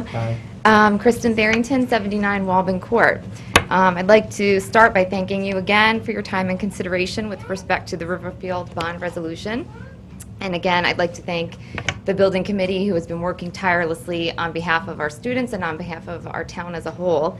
And I wholeheartedly agree with Tom's comments regarding the air conditioning. That being said, I would like to speak today in support of option D of the proposed renovation plans, which includes air conditioning. In many previous statements by parents, we've outlined the reasons why we feel this renovation is necessary and why we feel that air conditioning should be included to optimize the learning environment for the children, to mitigate any asthma and allergy issues which they might be facing. I just want to briefly expand on some comments just by discussing things that people have suggested or may suggest we do in lieu of air conditioning. Opening the windows. A few weeks ago, I had the privilege of working in the back office at our wonderful spring carnival, and a few parents and I were in one of our first grade classrooms, which are right along here. It was a beautiful day like today, blustery spring day, not even 70 degrees. With the windows open, it was stifling. It was stifling. Our windows open a few inches inward. It was such a windy day out, and there was no breeze whatsoever in the classroom. It's just, if you put that out exponentially to the hotter months, I mean, it really is really hot in those classrooms. We have many exterior doors in the classrooms. Regrettably, we're now living in an era requiring increased security in schools across the country. And, as mentioned, our plans all include enhanced security to protect our students and our staff. Our current policy mandates these doors cannot ever be opened. And I feel like we're putting our children and our teachers in a very precarious situation. I would not want to be a teacher looking at these children, not to be dramatic, literally slumped over with heat and possible dehydration and exhaustion. A, they're not learning. B, I would be worried for their safety and their health. And, children are children. Please open the door. 5 minutes. Please open the door. 2 minutes. I mean, in this day and age, that's all it takes. And I would hate to put our children and our teachers in that situation and compromise their security. Rotating the kids in and out of areas, common areas that already have air conditioning. While this is a positive and it has been done and can be done, I really don't think that we have to argue that significantly could decrease instructional time. And, we have wonderful, amazing, highly qualified teachers at Riverfield. I'm sure they want to spend June making sure they can get all of the curriculum in there that they can and not focus on keeping the children cool. I'm wrapping this up shortly, sorry. I do understand the economic times that our town is experiencing. I really, really do. But I just feel that I would be remiss in not asking you to please include option D in this bond resolution. You mentioned the economic climate, but I implore you to give us the chance to bring this plan to the Board of Finance and hopefully the RTM. Regardless of my position on any items, in this town, if this past budget season taught me nothing, it's that democracy is in progress and it's real in our town and our voices can be heard. So I really just ask you to please let us have our voices heard at the Board of Finance and let us try to get option D through the town. Thank you. Anyone else from the public?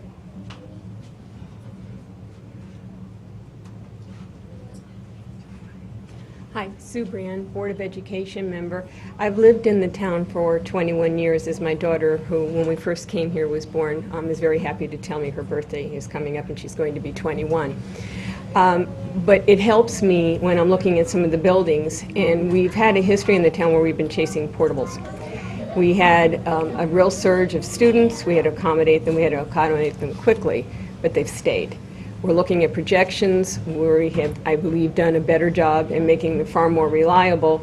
But I think this is a building that has been in need of being done. I've been serving now on the board just about 6 years, and I will tell you it has come up, been deferred, come up, been deferred. I've been to every school building in the town, and I will tell you without question, this is in desperate need of doing. I have great confidence that all of you will weigh the needs of the community and also the welfare of the students. But I do urge you to move this forward because it really is not just a want, it is a need. Thank you. Any further public comment? Yes.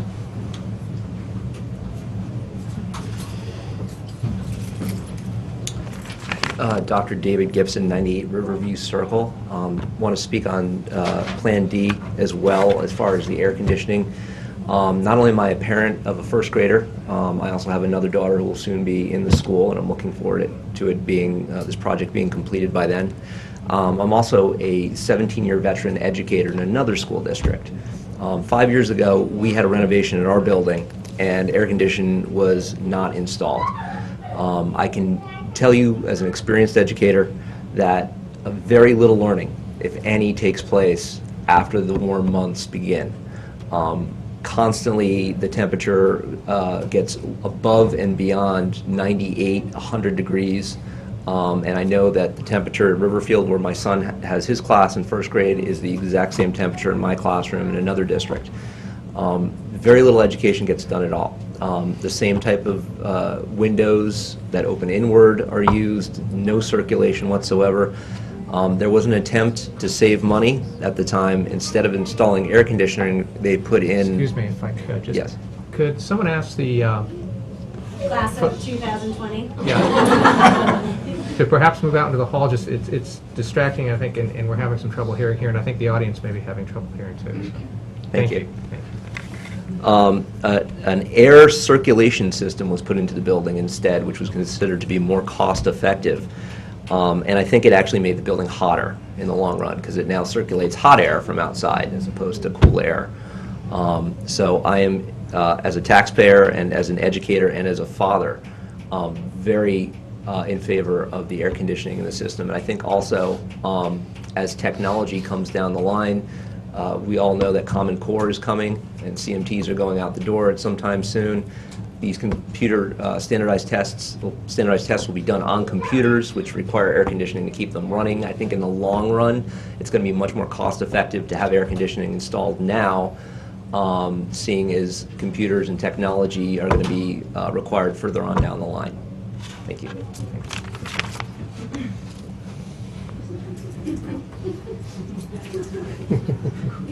Hi again. Amy Crawford, 146 Lawrence Road. I usually have prepared remarks, but I feel like we now have spoken so many times. I would speak off the cuff. My daughter is in 4th grade. My son, who is here, is in 1st grade. When the building project, knock wood, actually does happen, my kids will probably benefit not as much as the class of 2000s and whatever. And my son said, my daughter's at a softball game right now, and I'm winning Parent of the Year by feeding them McDonald's and then coming here and missing the softball game. And he said, do you have to speak? And I said, no, I want to speak. When my daughter was in 1st grade, she was also in the same 1st grade class that my son is in now. And on a May Day, I picked her up from school, and she was very flush. And I said, wow, how was school today? And she said, it was so hot. The crayons were sweating. I know that our economic times require us to be very diligent, but I'm asking you not to be penny wise and pound foolish. This is a school that we are building for the next 20 years. Please consider option D. I echo the sentiments of Kristen Therrington. Let us give our chance to argue our case with the Board of Finance and with the RTM, and please go with option D. Thank you for your time.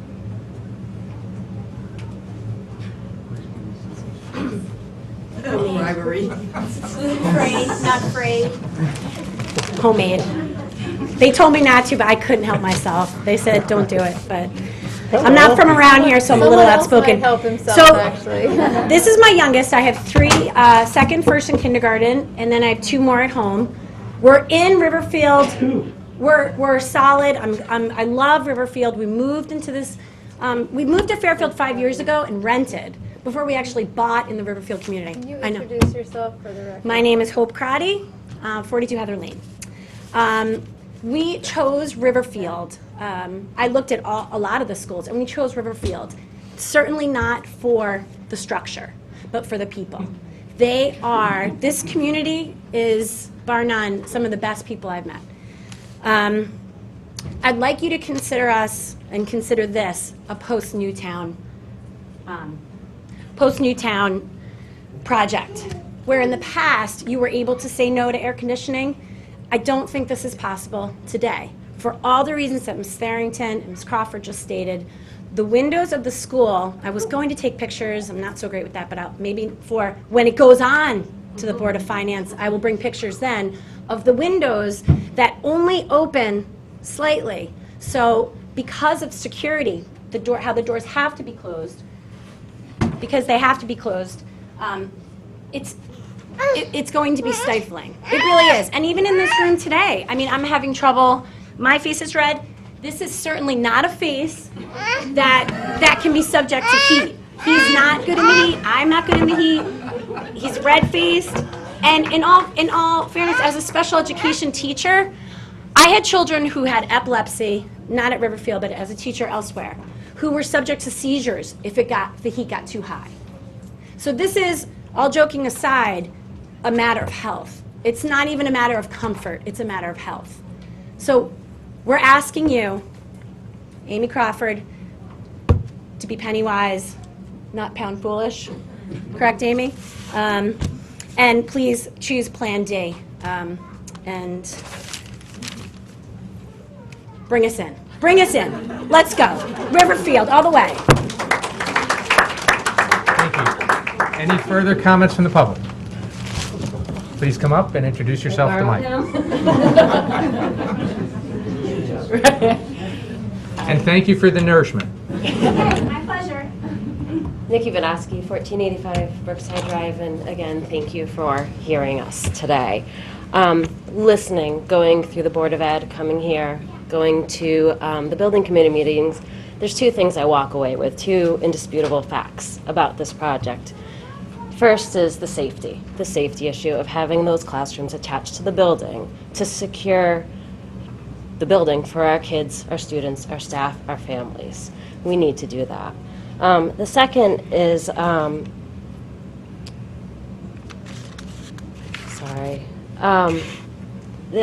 challenged to find anywhere where we are asking our professional staff to work in the environment that we're asking our teachers to work in. We're asking our teachers to come in and deliver their best efforts to increase the rigor of the academic program that we're offering our students. And in sitting through these meetings, and I can't help but walk away with the fact that it cannot be done in the conditions that we currently have. The fact that we don't have air conditioning in the rooms where our teachers are teaching and our students are learning. It's my opinion that I feel like in education a lot of times change is slow to come. And I ask you not to let this be one of those short-sighted moments where we don't make this change now, because as everyone has said, we are living in a time where we do need to protect, first and foremost, the safety and the health of our students and the families that are in our buildings. Please support option D. I thank you for your time. And just on the personal side, my little guy, I have 3 of them at Riverfield this year. Every fall, they come home, they come off the bus, and they have headaches. It's hot. My head hurts. My second grader, for the past 3 years, comes home, comes off the bus, he puts himself to bed. This is 3 years in a row now. It's not just always getting used to going back to school. It is hot in the building. And it does affect his academic performance. It does affect the teacher's ability to teach and the student's ability to learn. And that's my own personal thing. So again, thank you for your time and thank you for your support, and thank you to the school community that continues to show up and support. Thank you. Any further public comment? Again, please come up to the mic and introduce yourself. Hi, my name is Marcy Bevian, and I and my husband both grew up in Fairfield. We both went to Riverfield, and we have a great feeling of nostalgia walking through the school. But it hasn't changed much since it hasn't. It really hasn't. It is in desperate need of a renovation, even though it feels nostalgia because it's the same that it was when we were there. But sadly, times have really changed. I think everyone has touched upon the time that we're living in now, post-Newtown, and also climate. The seasons, it's hotter. It's hotter than when we were there. The windows are shut, the doors are shut. I think if we shut the air in here today, none of us would be very comfortable. And as everyone else has said, my son also, he's in first grade. Last year, we were in his classroom during some special event, and it was 95 degrees inside the classroom. I don't think, and that's when the doors were open, fans were, it's going to be even hotter. And I think, I'll keep this very short, if we look at the diagram, the air conditioning is not in the classrooms when the kids are learning. And literally, we have to move the kids out of the classrooms. So it's just, we're building a school here. We have one chance to renovate the school. I think that we should try to do it right if we can. That's it. Thank you. Thank you. Thank you. Any other public comment? Please come up and introduce yourself.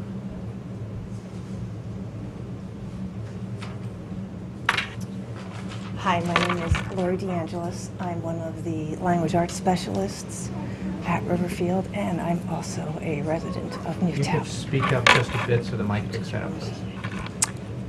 I'm a language arts specialist at Riverfield and a resident of Newtown.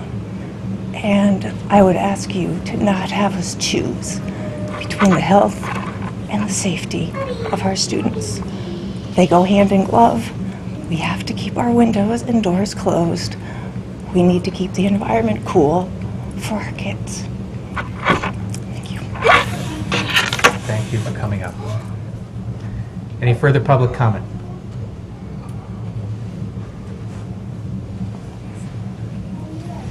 Hi, I'm Mary Hoag at 165 Stonewall Lane, and I don't go to Riverfield, but I have been involved with different school projects and building projects. And one thing that sitting on those committees, I think is really important that has been said is that this is not something for now. This is for a very long period of time. And bonding is for a very long period of time. So this amount of money is stretched out over a very long period of time. And I know that our economic times are tight, and they could be tight for long, but it's over a long stretch, and we really need to keep an eye on how we're going to be expending this money and how we're going to afford it. And I understand that the whole waterfall financial outlook is important, and we need to do what we can. But as you may know, the theme of Earth Day this year was the face of climate change, and we are definitely scientifically proven that we are hotter and hotter all the time. And it's really important that if we are going to increase the educational rigor and we are going to build for something that's going to be around for 20 years, then we need to be sure that we build it properly. Otherwise, we're not doing the proper thing for our town and our students. Thank you. Any further public comment? All right, seeing none, back to the board. Any further comments or questions from the board?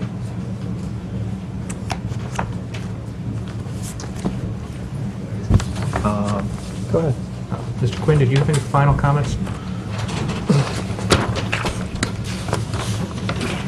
I thought by now you'd be tired of hearing me, but Never. I think you've heard the voice of the parents, and it's all real. Okay, none of this is fabricated.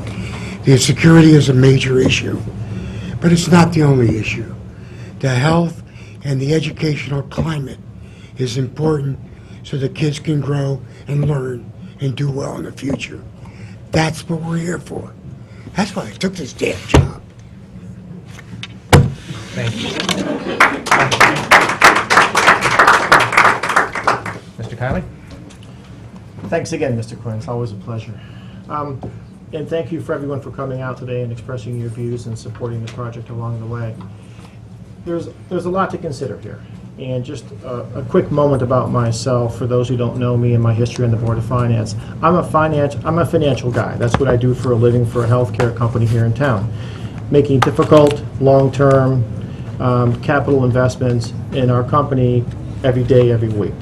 There are decisions that need to be made, even in this economic environment, that are required by, in my case, my company, or in this case, the town, to make prudent long-term, investments in infrastructure, people, technology, buildings, and in many other things.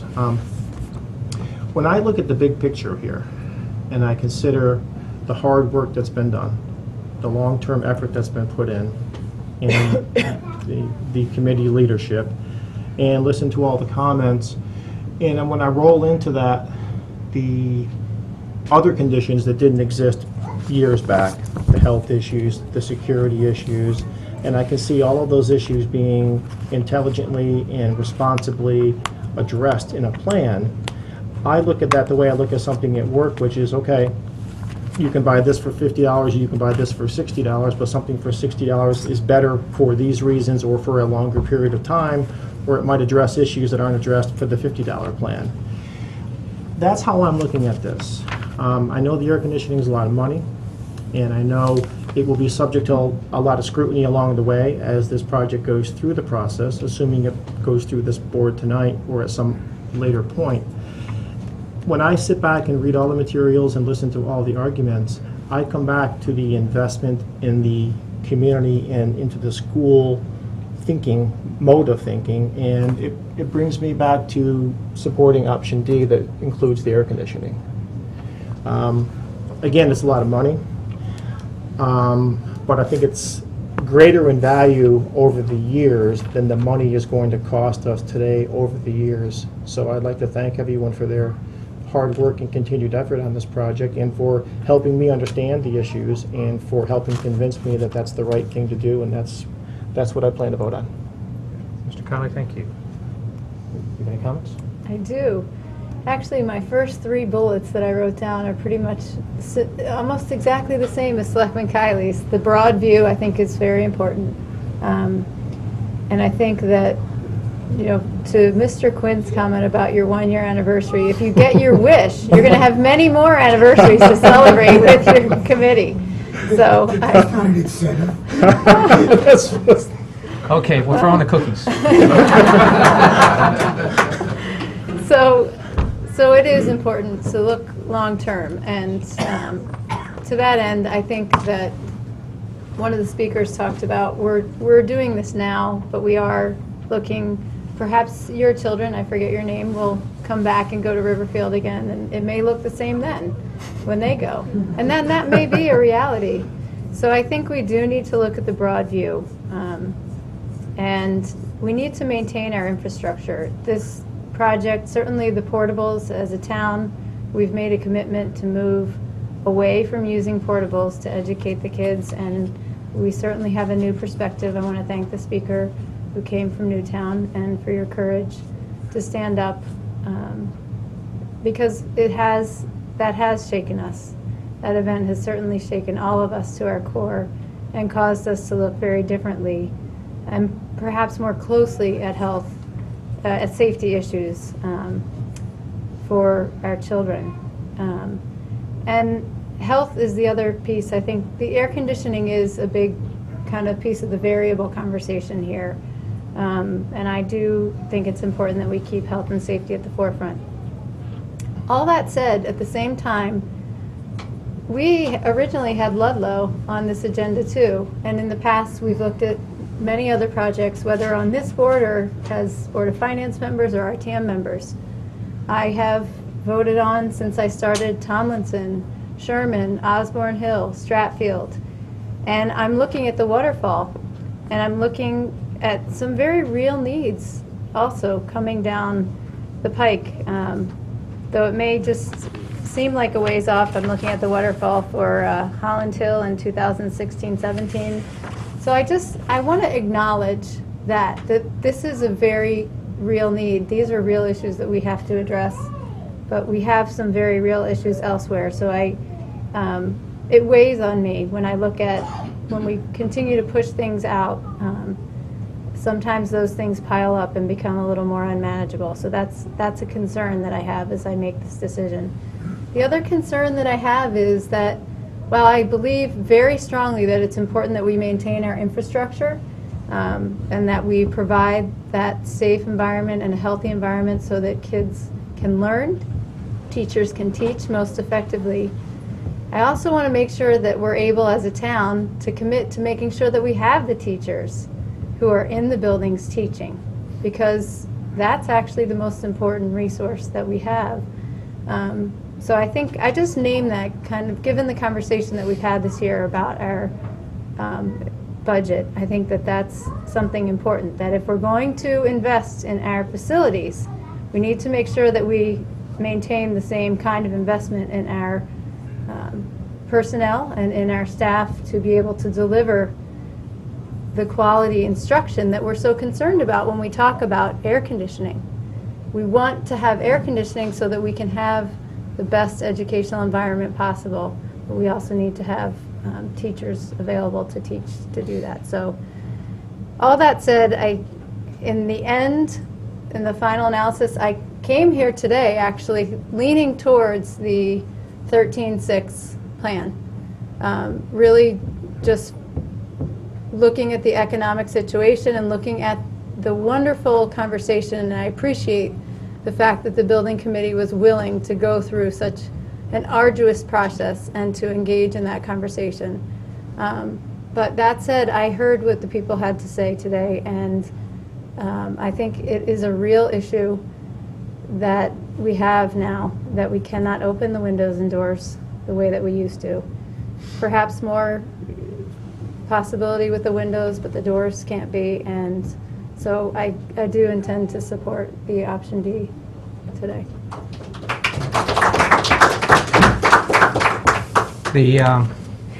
Just for some final comments, I don't know if there's a building committee that's worked as hard and gone through as many gyrations as this committee had. No disrespect to any other building committee, but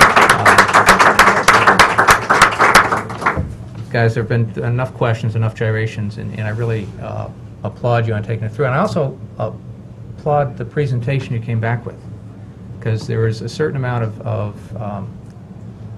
it's hard to get all these options in a clear, concise format, and this presentation actually adds clarity and makes it much easier to understand what's taking place.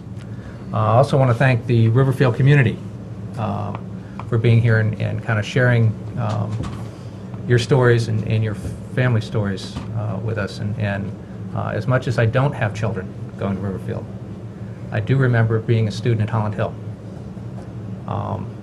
And I remember what it was like in those classrooms, and how tough it was on those late summer day, or early summer days, I guess you'd call them, in the spring, and how that was one of my least favorite parts of the school year. So all of that kind of comes home in looking at this. I think that, again, when I look at the gyrations I've gone through, I think, again, I applaud the building committee on looking in every nook and cranny for ways to configure things for, if I use the old Rubik's Cube model, of kind of how to turn that around to see if we can get the colors all line up. And I think you've done a great job on that and pushing it through. There's nothing easy.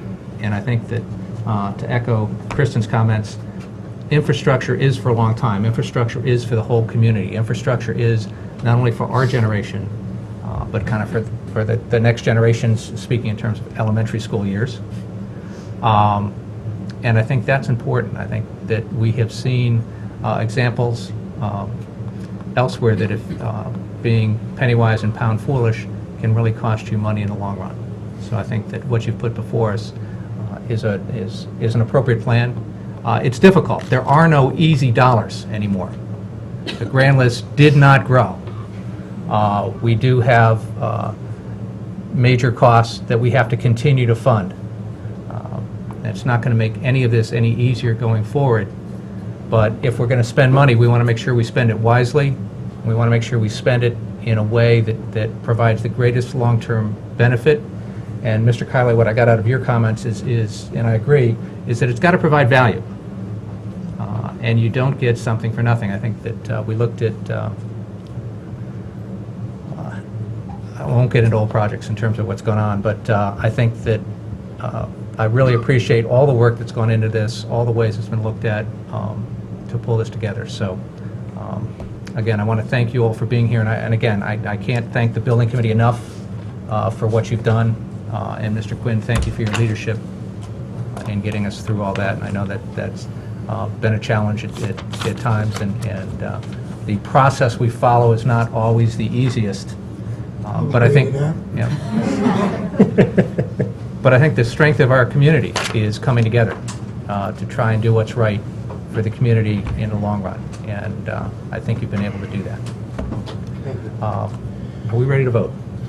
Yes. All right. All in favor of the resolution before us, say aye. Aye. Aye. Mr. Quinn, you have a job. Here's to many more anniversaries. Do I get the cookies now? You can. You're going to need the calories. Thank you. Is there a lot of those? I haven't even looked at them yet. No, I just- All right, because I'm running late. You want to postpone those? Could we? Yeah, I can stop by and do them tomorrow or something. I mean, I haven't checked through the numbers. Why don't we so- postpone them and put them on the next meeting agenda? Yeah, I'll get it early. If I could ask for some quiet in the room, please, I apologize, but we do have a few other items on the agenda we're trying to get through. Thank you again for your attending. Right. Mr. First Selectman, I move to postpone item 16 to a date certain, that date being May 22nd at our next special meeting. Is there a second? Second. All in favor? Aye. Aye. Jen, you've got that, and you'll make sure the Thanks. collection things are there. Next up, to hear, consider, and act on any communications. I don't have any. To hear, consider, and act upon any other business. I don't know of any. Is there a motion to adjourn? So moved. Second? Second. All in favor? Aye. Aye. Aye. We stand adjourned. Thank you. All right. Good job, guys. Thank you. Thanks. Mr. Quinn, your Get home. cookies. You gotta get out of here.